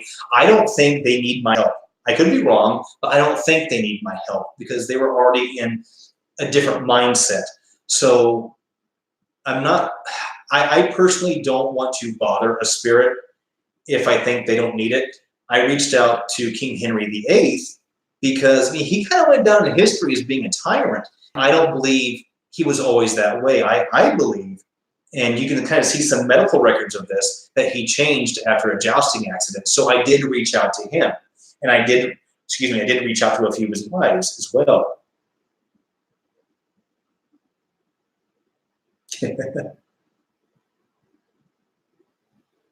You know what, Berica? She did not. She did not. And that is why right now, Leslie is not on my favorite list at the moment. Here she is. She's talking about homemade hooch and apple pie. Did she share? No. No. And I've got to figure out a way to work out a penguin in our next design, like a ghost penguin or something. Man, this is going to be an offbeat product line. It's going to be ridiculous. So there are one person I would like to reach out to is a gentleman by the name of George Washington Carver. And for those who don't know him, he was a brilliant scientist. Just was not given enough credit simply because he was African American. And so I would like to reach out to him.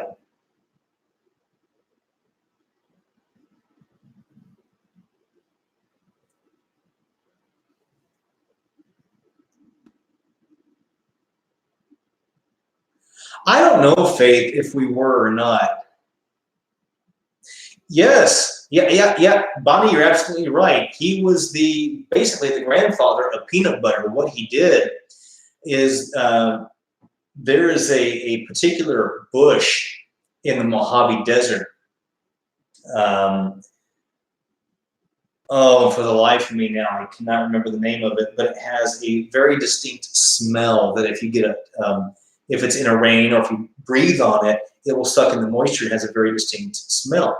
But it also has oils in it that the natives or the American Indians, I don't know what the PC term is now, Native Americans would eat to help calm their stomach. Well, what George Washington Carver did, among his many other successes, was he took that oil and he blended it with crushed peanuts as a form to soothe an upset stomach, and that's where peanut butter came from.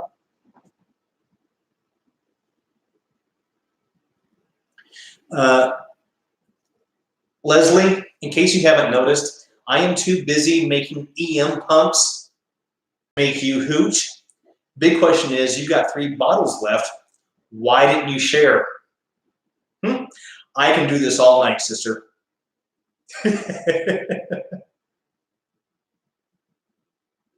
Very cool, Bonnie. Very, very cool. So, guys, do we have any other questions in regards to spirit communication, spirit protection, or crossing spirits over?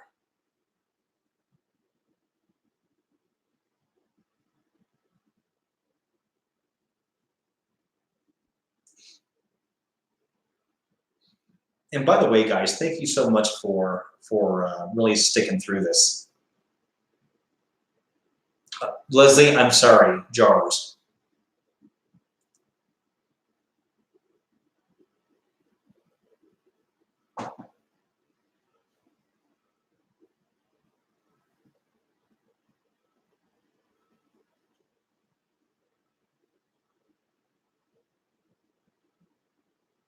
No, you guys are a blast. You guys are an absolute blast.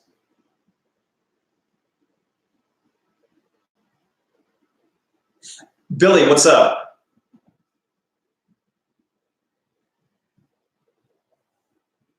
Sure, not a problem.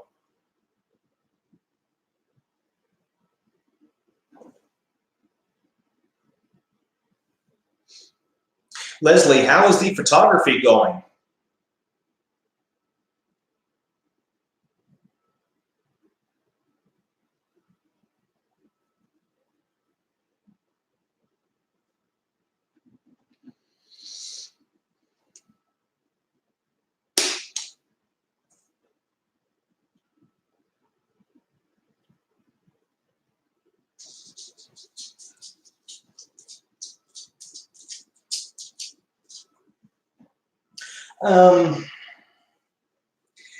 You know, Billy,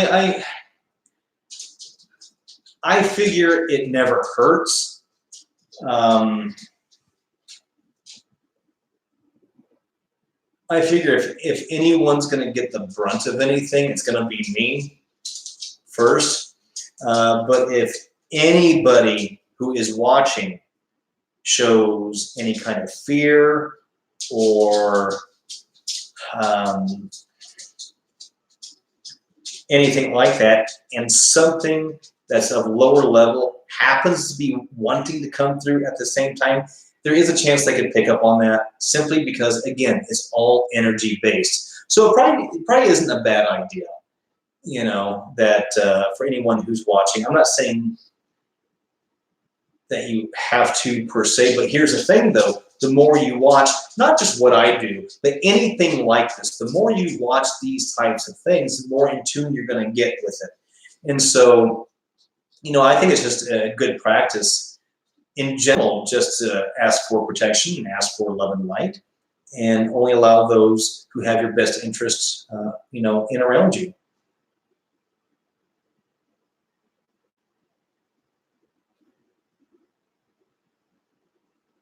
Okay, Leslie, we can get that corrected for you.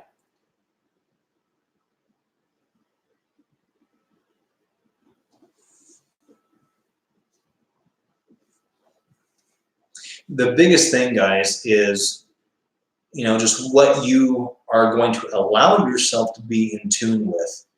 You know, if when we get together and we're watching these things, if you are in a good mood, if you're in a loving mood, if you're in a happy mood, those are great. If you come in and you're feeling down, you're feeling upset, you know, if you're feeling angry, there is a chance that that could bleed through, you know. Because I'll tell you guys, I do notice a bit of a difference when I do a session just by myself compared to when we do a group session. I do notice a difference. All right, guys, any other questions before we go on to the actual session?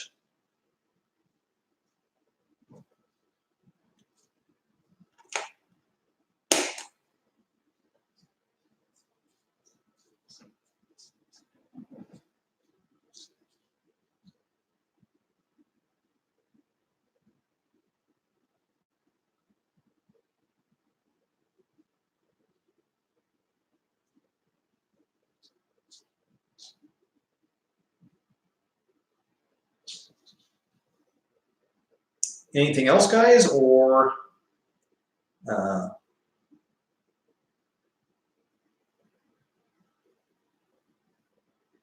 Leslie, you can if you allow it. If I start to feel that someone is an energy vampire, I will cut off that, either that communication or in some cases that relationship, because I'm going to have that around me. I'm just not going to have that around me. Ideally, what I feel we should be striving to do is to have our own positive emotion, our own positive mindset, and I mean from a subconscious point of view, build our own energy, our own vibration up, and then spread that out.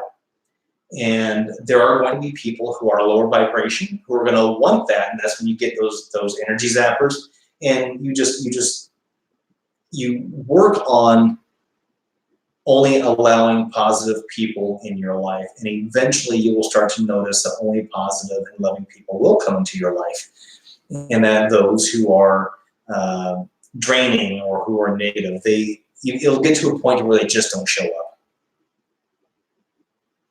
You know, I'll tell you, I'm really at a point now where I am meeting fantastic people wherever I go. I was at the grocery store, it was yesterday, the day before, and there was a guy who was working there, and I ran across him in one of the aisles. I kind of felt like I was in his way, and I said, "Dude, if I'm in your way, just give me one good shove. I fall over easily. You can step right over me."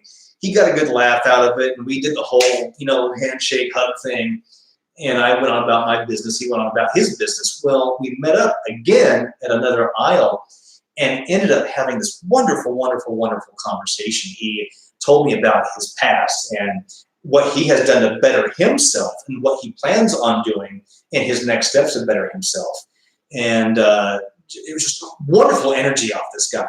And so it's people like that if you, in your meditations, you're concentrating on, that you are asking, not asking, but you are giving thanks for having in your life, you're going to start seeing those people come into your life.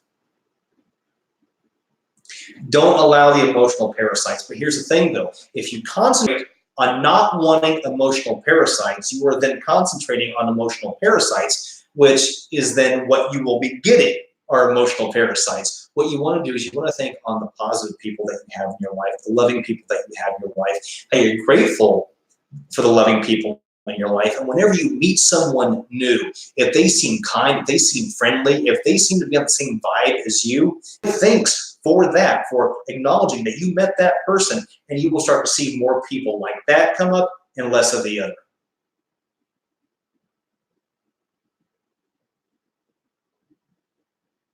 So, and that's a good thing. That's a good place to be in, When you are at a point when you vibe with someone, even if you're only talking with them for 5 minutes, but if you vibe with someone so well that you end on a hug, even if it's the guy macho hug, that's a good thing, guys.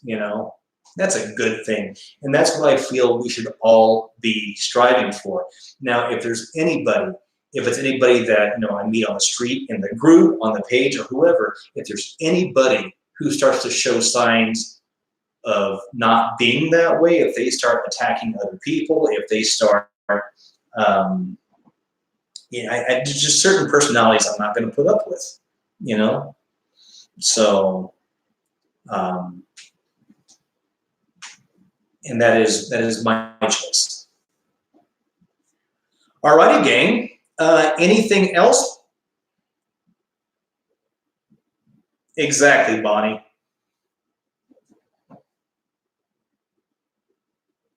So has anybody had the chance to download the Afterlight box yet? I know I've talked about it before, probably to the point where you're nauseous. But have you had a chance yet?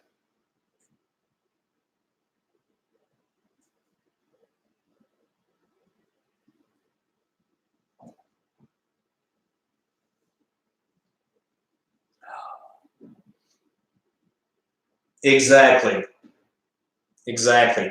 And Extreme Senses actually has a lot of good programs on there. A lot of good programs.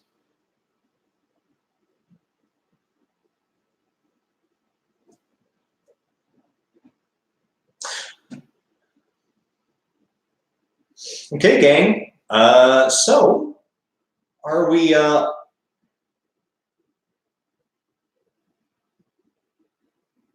Billy, not a problem.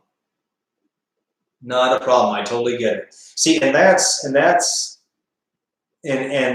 mean this with all the love and respect in the world, man. That is showing serious responsibility right there.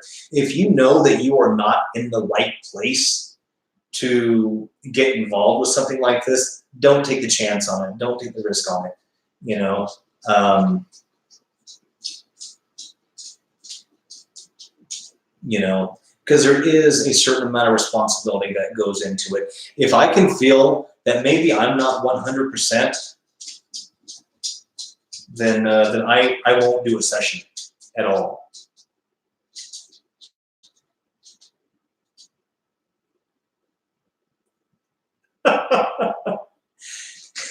You know, Leslie, the image I have of you in my head right now, um,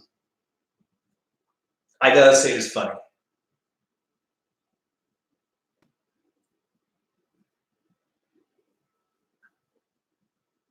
Um, Berica, I think that it is only for, in fact, I do know it's only for Windows. The website is Extreme Senses, and you can download it for free. It's a free download, and I'll tell you what, I spent 20 bucks on the SCD2 app, and I just haven't connected with it. But with this app, I'll tell you, it's been wonderful.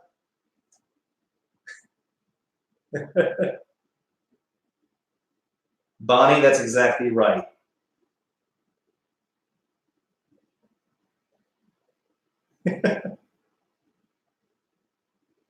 But yes, it is a free download, and that's one of the reasons why I push it so well or so much, just because it's free. Now they do have programs on there, apps on there that they do charge for, but they're not really that much overall. Um, but this one, yeah, this one's free, and I would recommend it.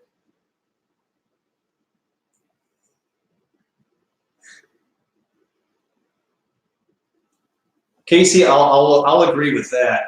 And gang, I think we can officially agree that Leslie is off in her own world right now.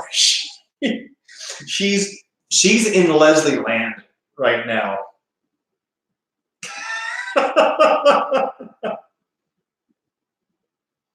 Leslie, I kind of picture you in, I don't know, in like shorts and boots, standing up, kind of swaying back and forth, with a jar of moonshine in your hand, just kind of relaxed, kind of leaning in with, this, grin on your face.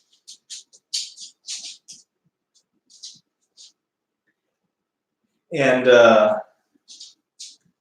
and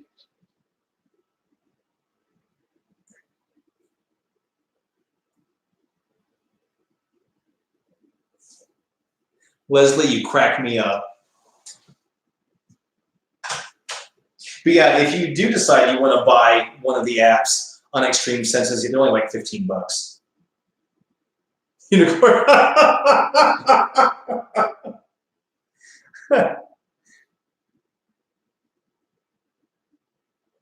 I never claimed that I could project and see what people were doing.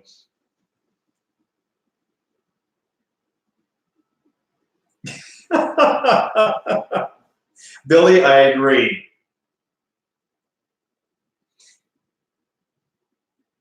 Okay, but you didn't deny the shorts, so you are wearing shorts, correct? That sounds so awkward and pervy. I feel like I need to apologize for that. But it's just funny, this image of now unicorn slippers, shorts, moonshine, and I'm sure everything is kind of moving in slow motion right now. Everything is kind of staccato right now.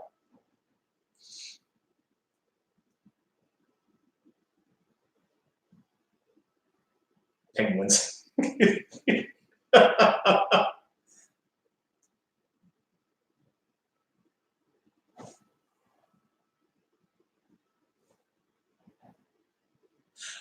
All right, gang. So, are we ready to do a session? Diet summer. Nice.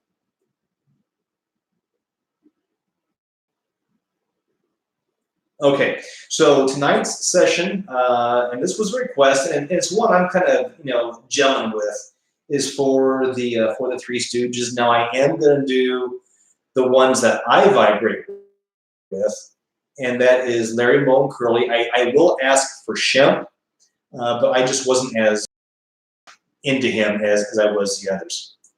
All right, guys. So I've had the Afterlight box on because it does take a few minutes, really, for them to kind of get warmed up. And I'm going to turn the EM pump on.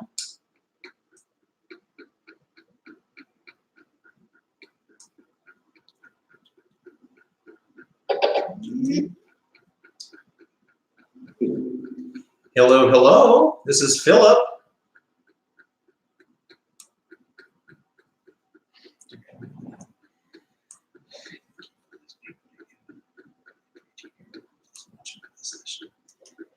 Please come down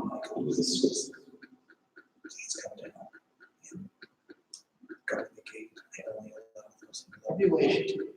What is that? Archangel, Raphael, please come down as well to assist us that Which will be healing or may need counsel. Again, I only allow those who love light. I ask to my protectors, please guard the gate and screen those who are coming through. And thank you for this.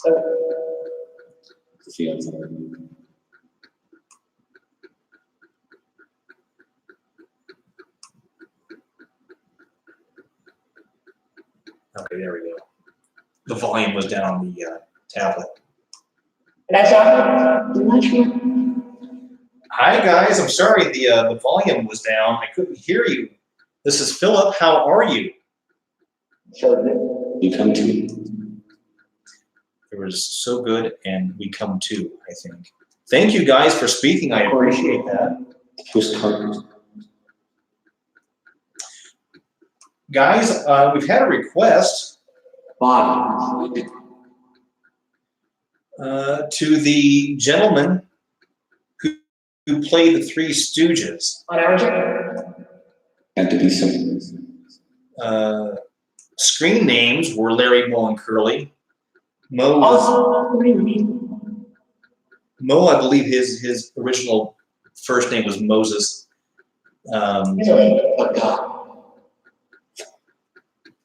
Larry was Lawrence Feinstein.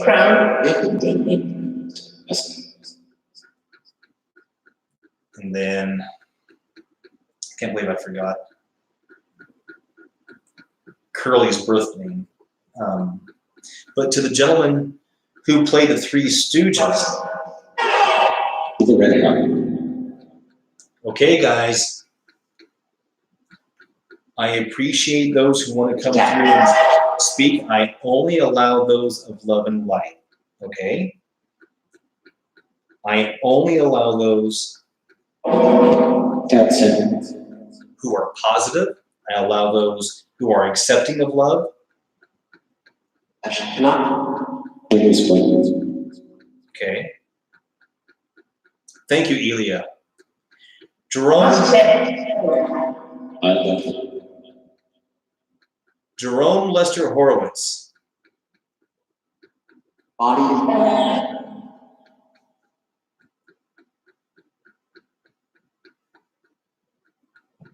The gentleman who played the Three Stooges, can they come forward and speak, please?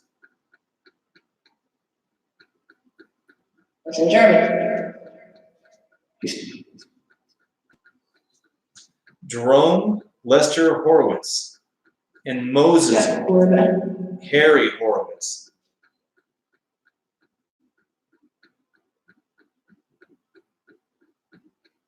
That's boy. and Are they allowed to come through and speak, please? They're ready to live down.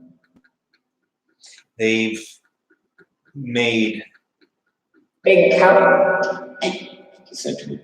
countless people laugh and feel good and feel happy. Alright. Okay, there's been a couple references of God come through. Oh, Feinberg. I thought it was Feinstein's Feinberg. Okay. Louis Feinberg. Most them. Did I just hear Curly? I thought I heard it. So, okay, guys, I apologize. The other section.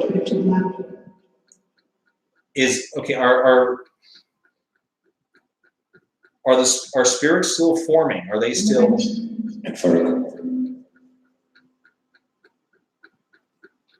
Did I start asking too soon? It's hard.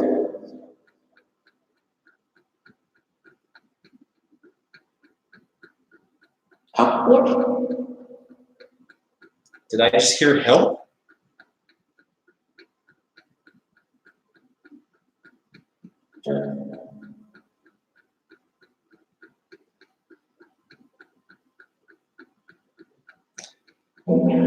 Deep breath.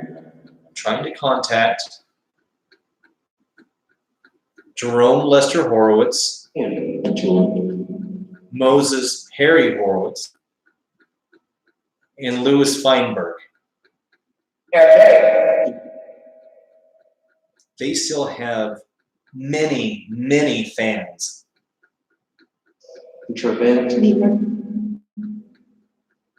They are still very much loved.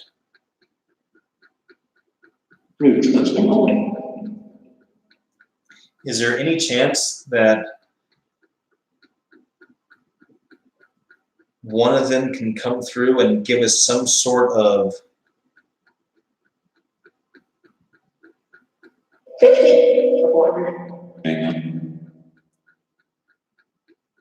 a clarification that they are here?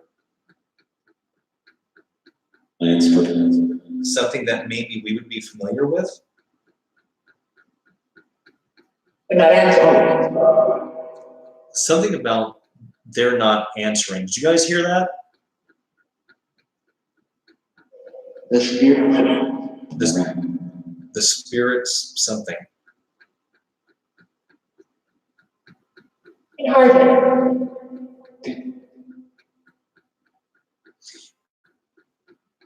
Hey guys, I don't Ask them. I don't know if I say this enough, but for those of you who help with this, for those of you who provide protection, I sincerely do thank you.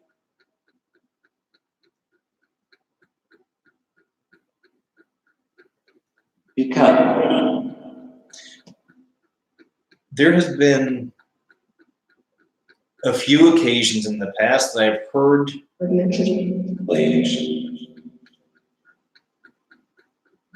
I've heard spirits say something about a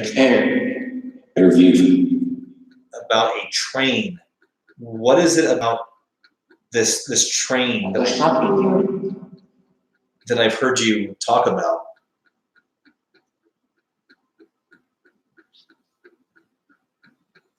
So that's fine. Is there a type of train that carries spirits? I don't know. For the gate. For the gate. So does the train carry spirits For me. to their gate?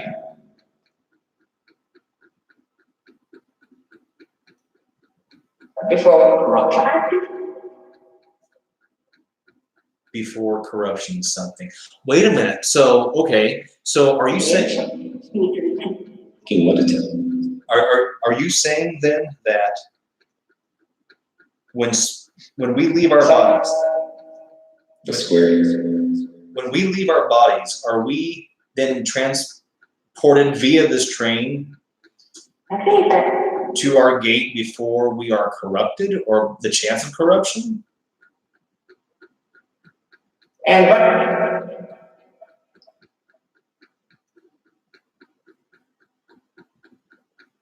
I just They paid me. Let's do the left. if there are any spirits who are of love, Jacket. That's a real. 251. who are of light, you are more than welcome to come to this device and speak. And it won. If you touch the top part of it, that should give you a little energy. As a spit.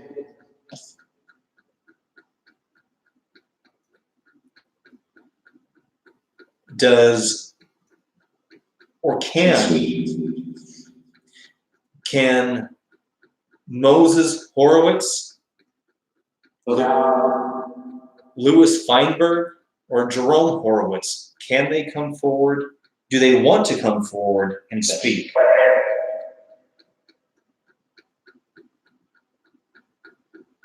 Do they have anything they want to say? This time. Do they have anything they still want to say to their fans?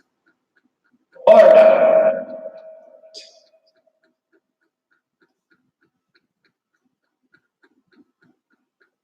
Yes, we got the law. Said something.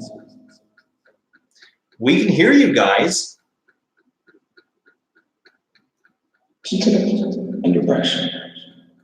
I'm not going to be able to understand everything that you say right now, but I'll review this and I'll translate everything that you're saying.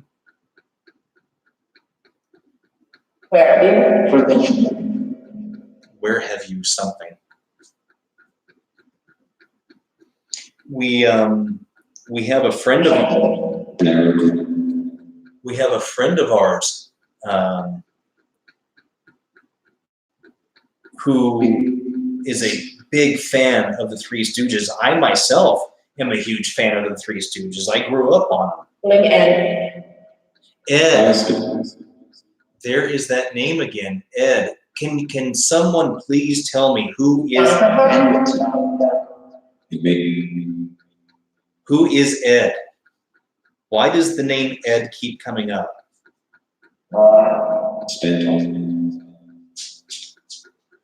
I figure there's a reason why you're saying it. Sorry, just.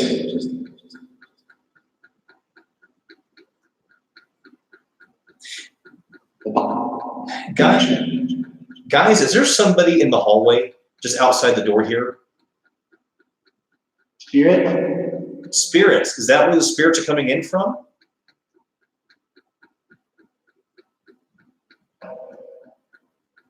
The stuck. The stuck? Because that's where I keep thinking I'm seeing movement. Blade.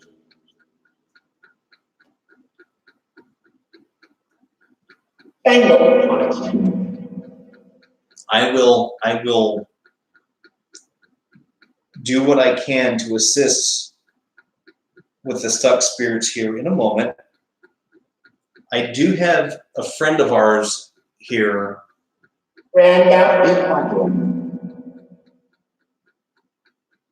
who is a fan of the Three Stooges and would just and wants to check in, make sure they're okay. PM. He was What is the dragging sound that I'm hearing? Late. there's imagine.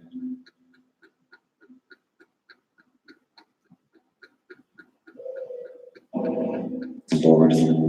So is Jerome there? Can he speak? Can he say hi, or does he want to? Carmen. I think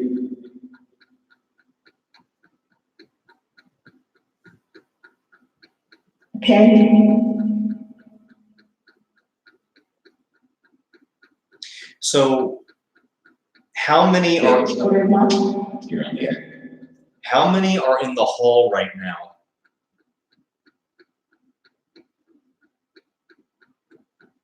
Look behind.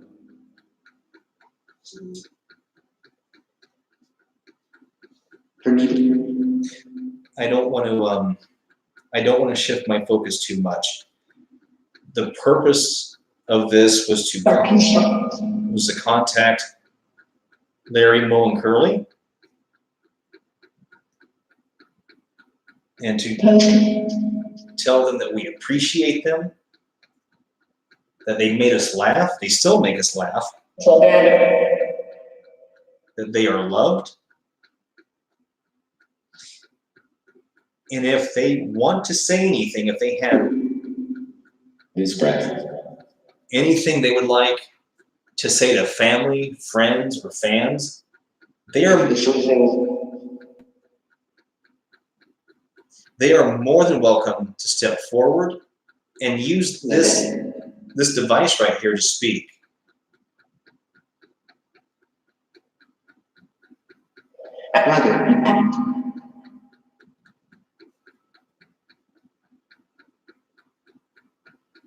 Or a problem.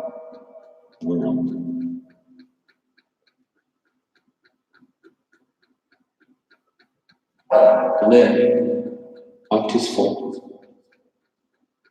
Is the Ed that you guys talk about, is it Ed Shadle? Don't never.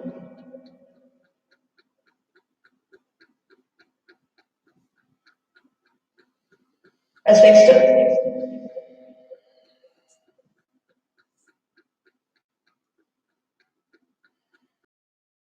I'm trying to make contact with the three gentlemen who played the Three Stooges, Larry, Mo, and Curly. Our journey. Your journey, is it a journey for you to get here? Or are you going on a journey?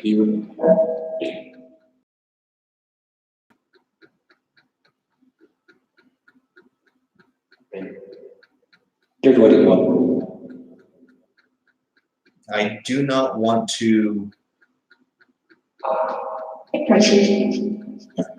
I only if spirits want to speak. I don't want to seem like or come across like they have to. I am not forcing anyone.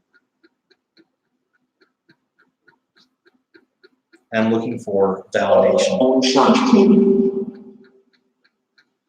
If those gentlemen, Larry, Mo, and Curly, do not want to speak, Breathing. if they don't want to speak, they don't have to come forward. And in London. The transmitter. Transmit?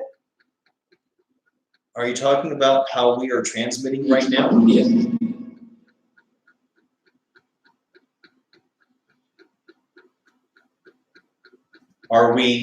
Are we transmitting to you appropriately? It stays.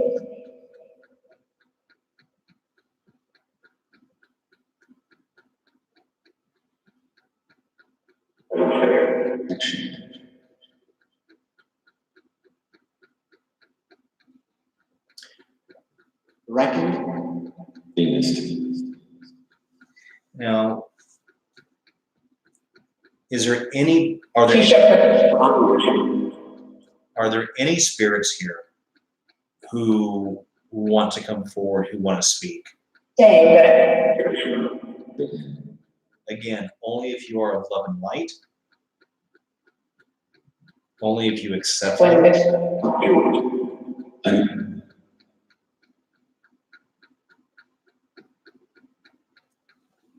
today Certain.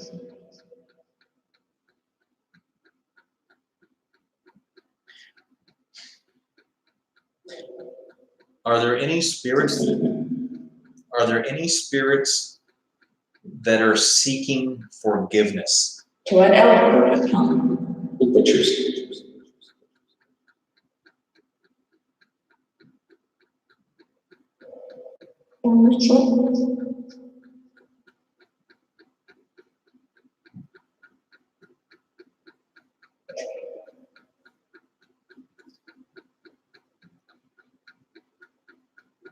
Since I don't know what your life. Carrot. 2000. What? 2000? 2000 what? Miss? I think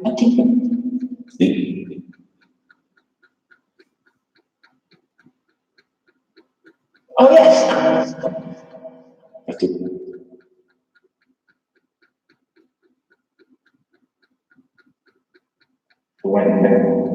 The wedding day? I thought I heard you say the wedding day. It's indeed. Is this a traditional wedding as we would know, or is that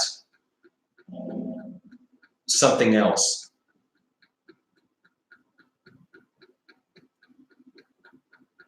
I can't No. Yeah, I heard the 2000 as well.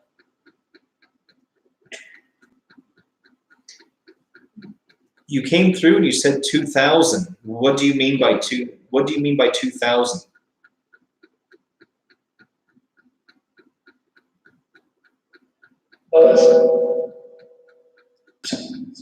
Is it 2000 spirits? The castle. 14. Little parrot.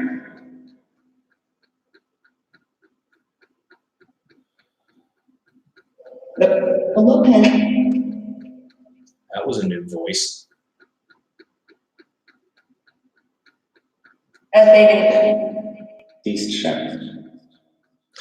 I will say you all sound very pleasant. I thank you for that. Chanel.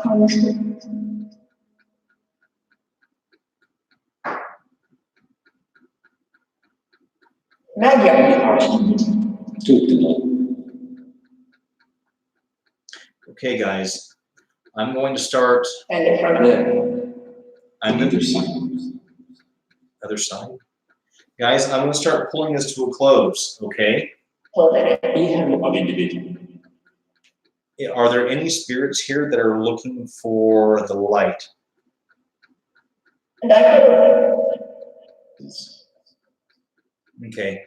So again, and I've said this before, I don't have the final My say. dear. I still trust you.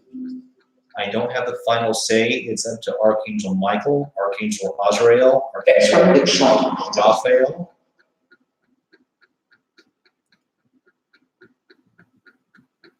Okay. Stay there.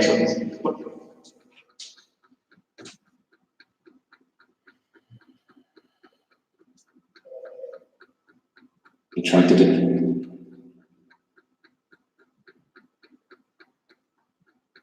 Other six.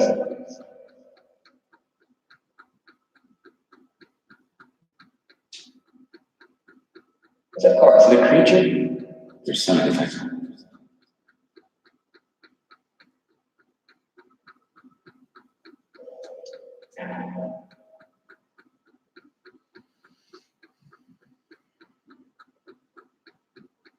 Imagine. Left foot trip.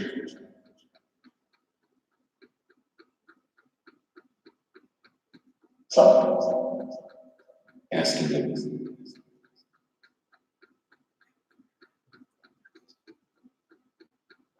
not of her.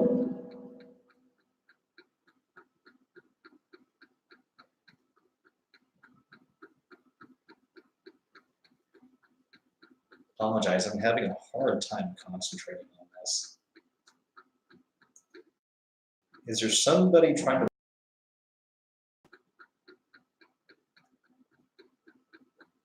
Or am I blocking my own concentration? Oh.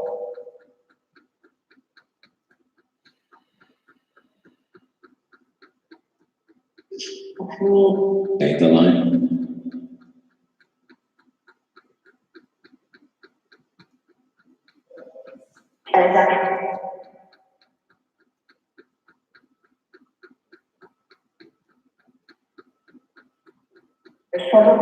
Light it.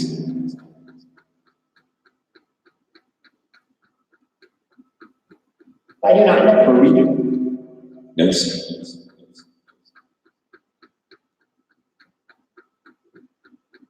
Reach me, which is your friend. Can any of you see the light?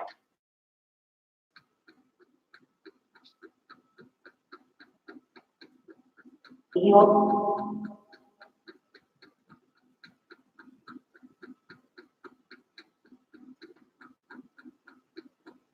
To the archangels, if there are souls that can use your assistance, please help them. Just spirits.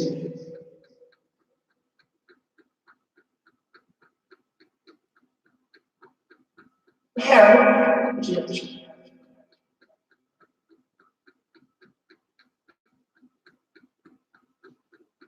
And mixed.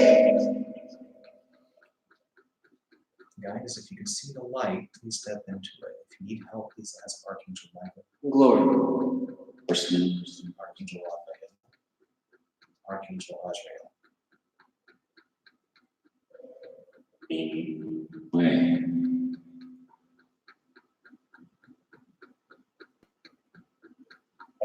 Let's change it slightly. It's the blue.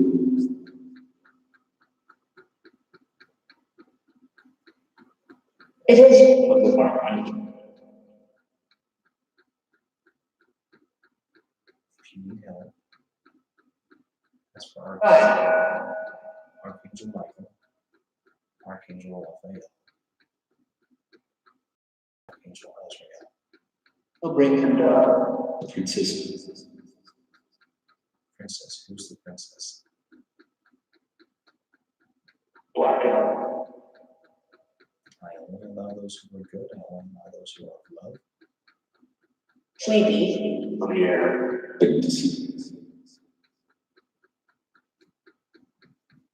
I do not allow Things to persecution. anything. It's a feeling. I do not allow anything that's lower vibrational.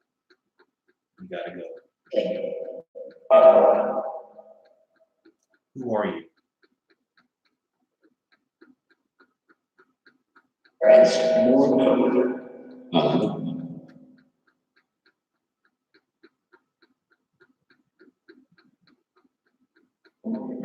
to meet them. Okay, guys. I'm about to shut this off, okay? Do you There is a have anything you would like to say before I go? if you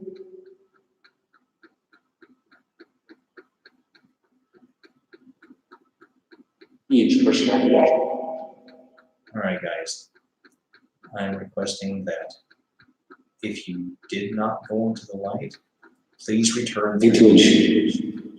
Please return through whatever doorway you came. Please do not stay here. Do not attach to me. Please do not enter into me. Do not stay in this home. Do not stay on the property of this home, I ask, please. Please return through the doorway that you came. And to my protectors and to my archangels, I ask, please shut those doors and shut those gates behind them as they leave. If we can please ensure that those doors are sealed. Indeed, doors out. Thank you. I heard the indeed. Thank you. And thank you for your time. If you doesn't, I thank you for, if you spoke, I thank you for coming in and speaking. Again, by the strength faces. please do not stay here. Please do not stay in this home. Right. Take your time. My heavenly protectors are always welcome here. the strength has risen. Okay. But all other doors and all other gates must be closed. I was risen. Here. You will never. Okay. I thank you guys. Dreams from equal. Bye. Be strong.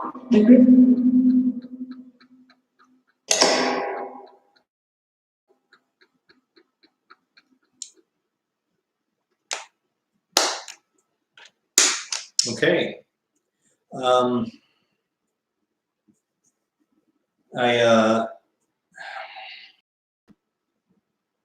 Yeah, 2000 came through a few times. I got the feeling there was something else that was going on here. The gentleman who played the Three Stooges, either they couldn't come forward, or they didn't want to come forward, or they've got something else going on. But I didn't really feel there was any connection there with them. I kind of got the feeling that there were other messages that they were trying to get across to me. Able to make out bits and pieces just by listening to it. You guys were able to hear what was going on, and it sounds like you were able to pick up on some stuff as well. I don't know what the 2000 means. Towards the end there, they did say, I believe they said indeed, when I asked to make sure everybody goes back and the doors are closed. Did you guys pick up on anything else? It seemed like there was some confirmation, unless I heard it wrong, but some confirmation that maybe there was someone hanging outside in the hallway.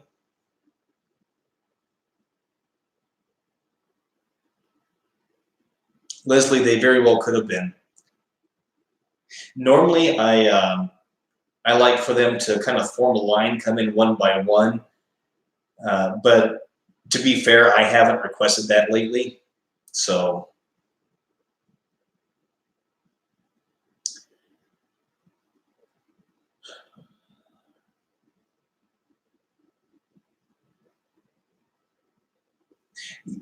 okay, so we did get some acknowledgement about the doors. So, and this has been going on lately, guys. And there really seems to be a lot of confirmation about the doors, or about the gates. And I'm getting the impression that there is somebody there keeping an eye on it, which is great. And and guys, if you noticed, it seemed like once the gates first opened up, we could hear some of that screaming at first, but then it stopped. It stopped right away. And it really did seem like that, the spirits that were coming through, that, the voices seemed pleasant enough. Again, I haven't heard everything that they've said, but overall, Leslie, I've heard that as well. And which I'm kind of amazed and happy about that now we are getting that audible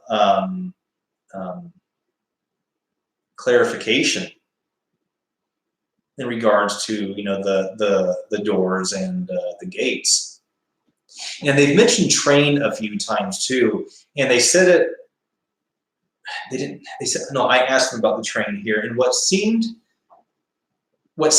to be, and again, I really got to listen to this, but it seemed, because they mentioned train on a few occasions, so I asked about the train, and they said to the gate. So I guess the train takes spirits to a gate.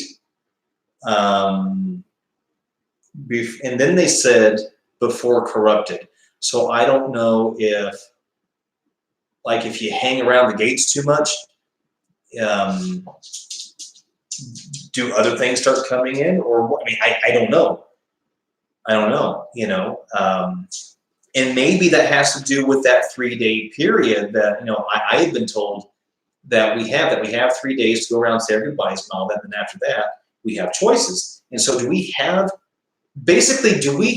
3 days after we have passed to catch this train to go to our gate? Is that how this works?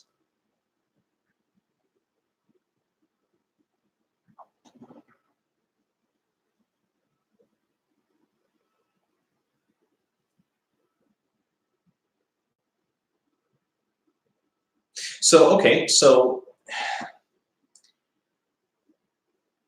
is there physically a heaven and a hell, or is it a vibrational state that you are in?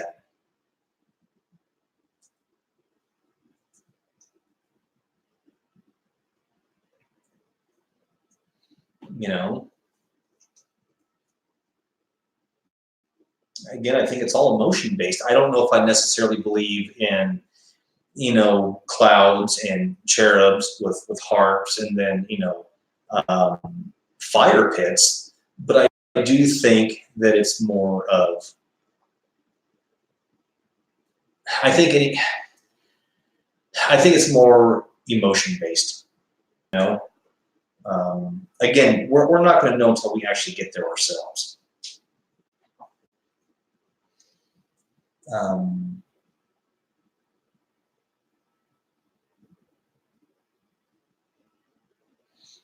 So, well, actually, you know what? You kind of got me curious now.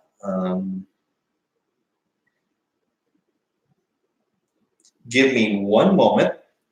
Now I want to look something up, because now, Faith, you kind of have me curious.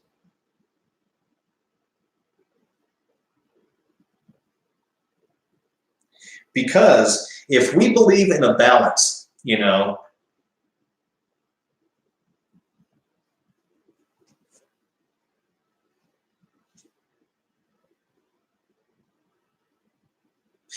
Billy, and that could very well be it could be what you're used to.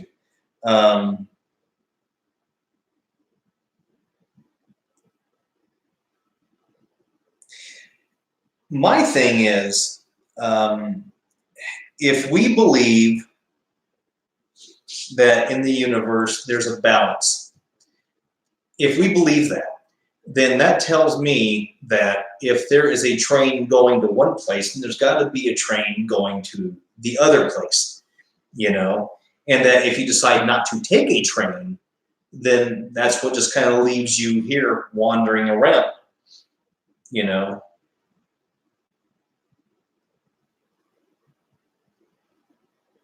Oh, crap. Leslie, I just got your message. So you heard a woman come through saying Jerome wants to speak?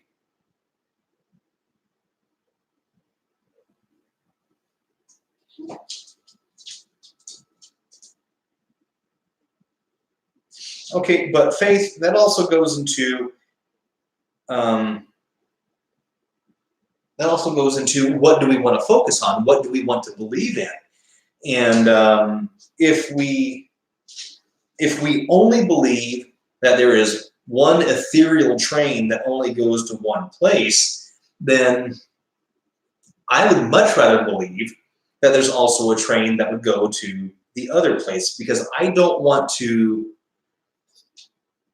with all the positive things that have come through, I don't want to associate every time I hear something about a train come through, thinking they're talking about one specific place, because then what that's going to do is lower my vibration and put me in a specific frame of mind.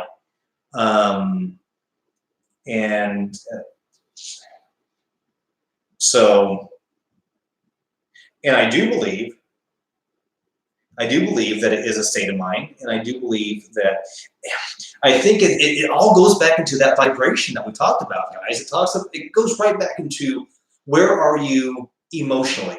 I'm telling you guys, your emotions, being able to judge your emotions at any given second, is kind of your roadmap as to where you are going vibrationally. If you feel yourself snarling your nose up at someone, that's a lower vibration. You know, instead of being happy or proud of someone, if we are envious of them, envious in a negative way, because I also believe there could be a good envy, you know, we got to keep ourselves in check, guys. I know there's people who will say, oh yeah, I agree, but I see people every single day who don't do it, you know, in which that itself is a negative statement, because I also do see people who do it. So, well, you know what, Verica, and that kind of goes right back into what we talked about, that there are some who I do believe will stick around as a guide, you know, and guide their loved one through the rest of your life. And then once they have crossed over, they will then help guide them into where they've got to go.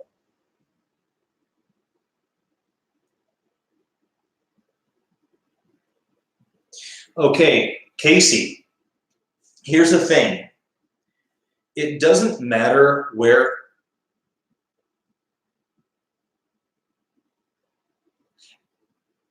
Guys, are my eyes playing tricks on me, or did the camera just shift a little bit? I mean, I was on the monitor, I just kind of saw it out of the corner of my eye. Was it the chair?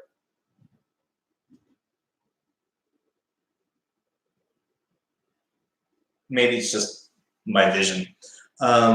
Here's the thing, is that it doesn't matter where the spirit is at. All spirit is made. Oh, it did shift. Okay. All spirit, theoretically, all spirits are made of the same stuff. They're all made of the same atomic base. So it doesn't matter where they're at. They can come through, and any of them can come through and speak. It's who you allow to come in.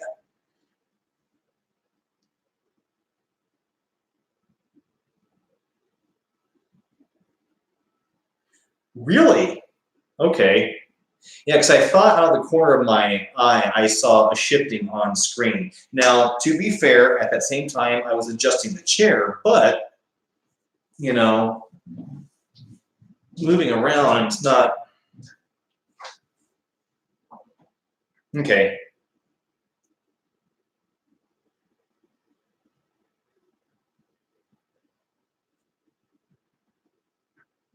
All right. Oh, that is actually a screw where I had some shelving, and then I started taking everything down because I'm going to be moving the next couple of months, and the screw is still there. So yeah. Okay. All right, guys.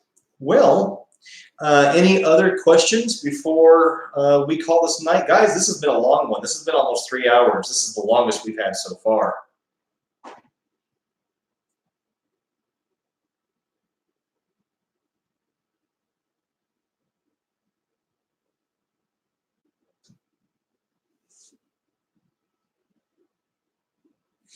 Hey, how's it going, Paranormal?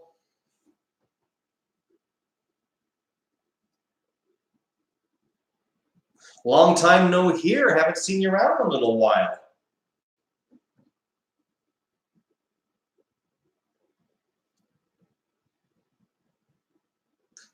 A great combination, Leslie.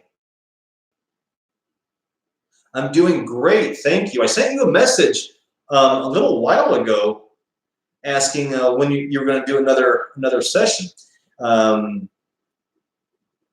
If anyone wants to check out really some really good PSP7 work, check out Paranormal Voice. They're a fan of they're a friend of ours as well. So, all right, guys. Well, it has literally been almost 3 hours. This has been the longest session that we have had. So, So yeah, guys, so if there's no other questions, comments, or concerns, I'll wish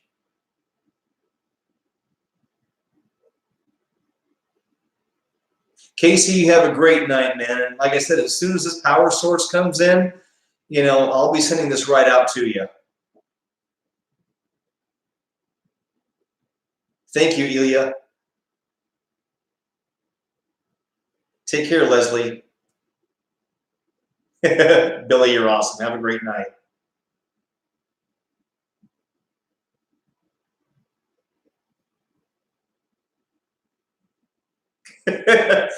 Danielle, go to bed.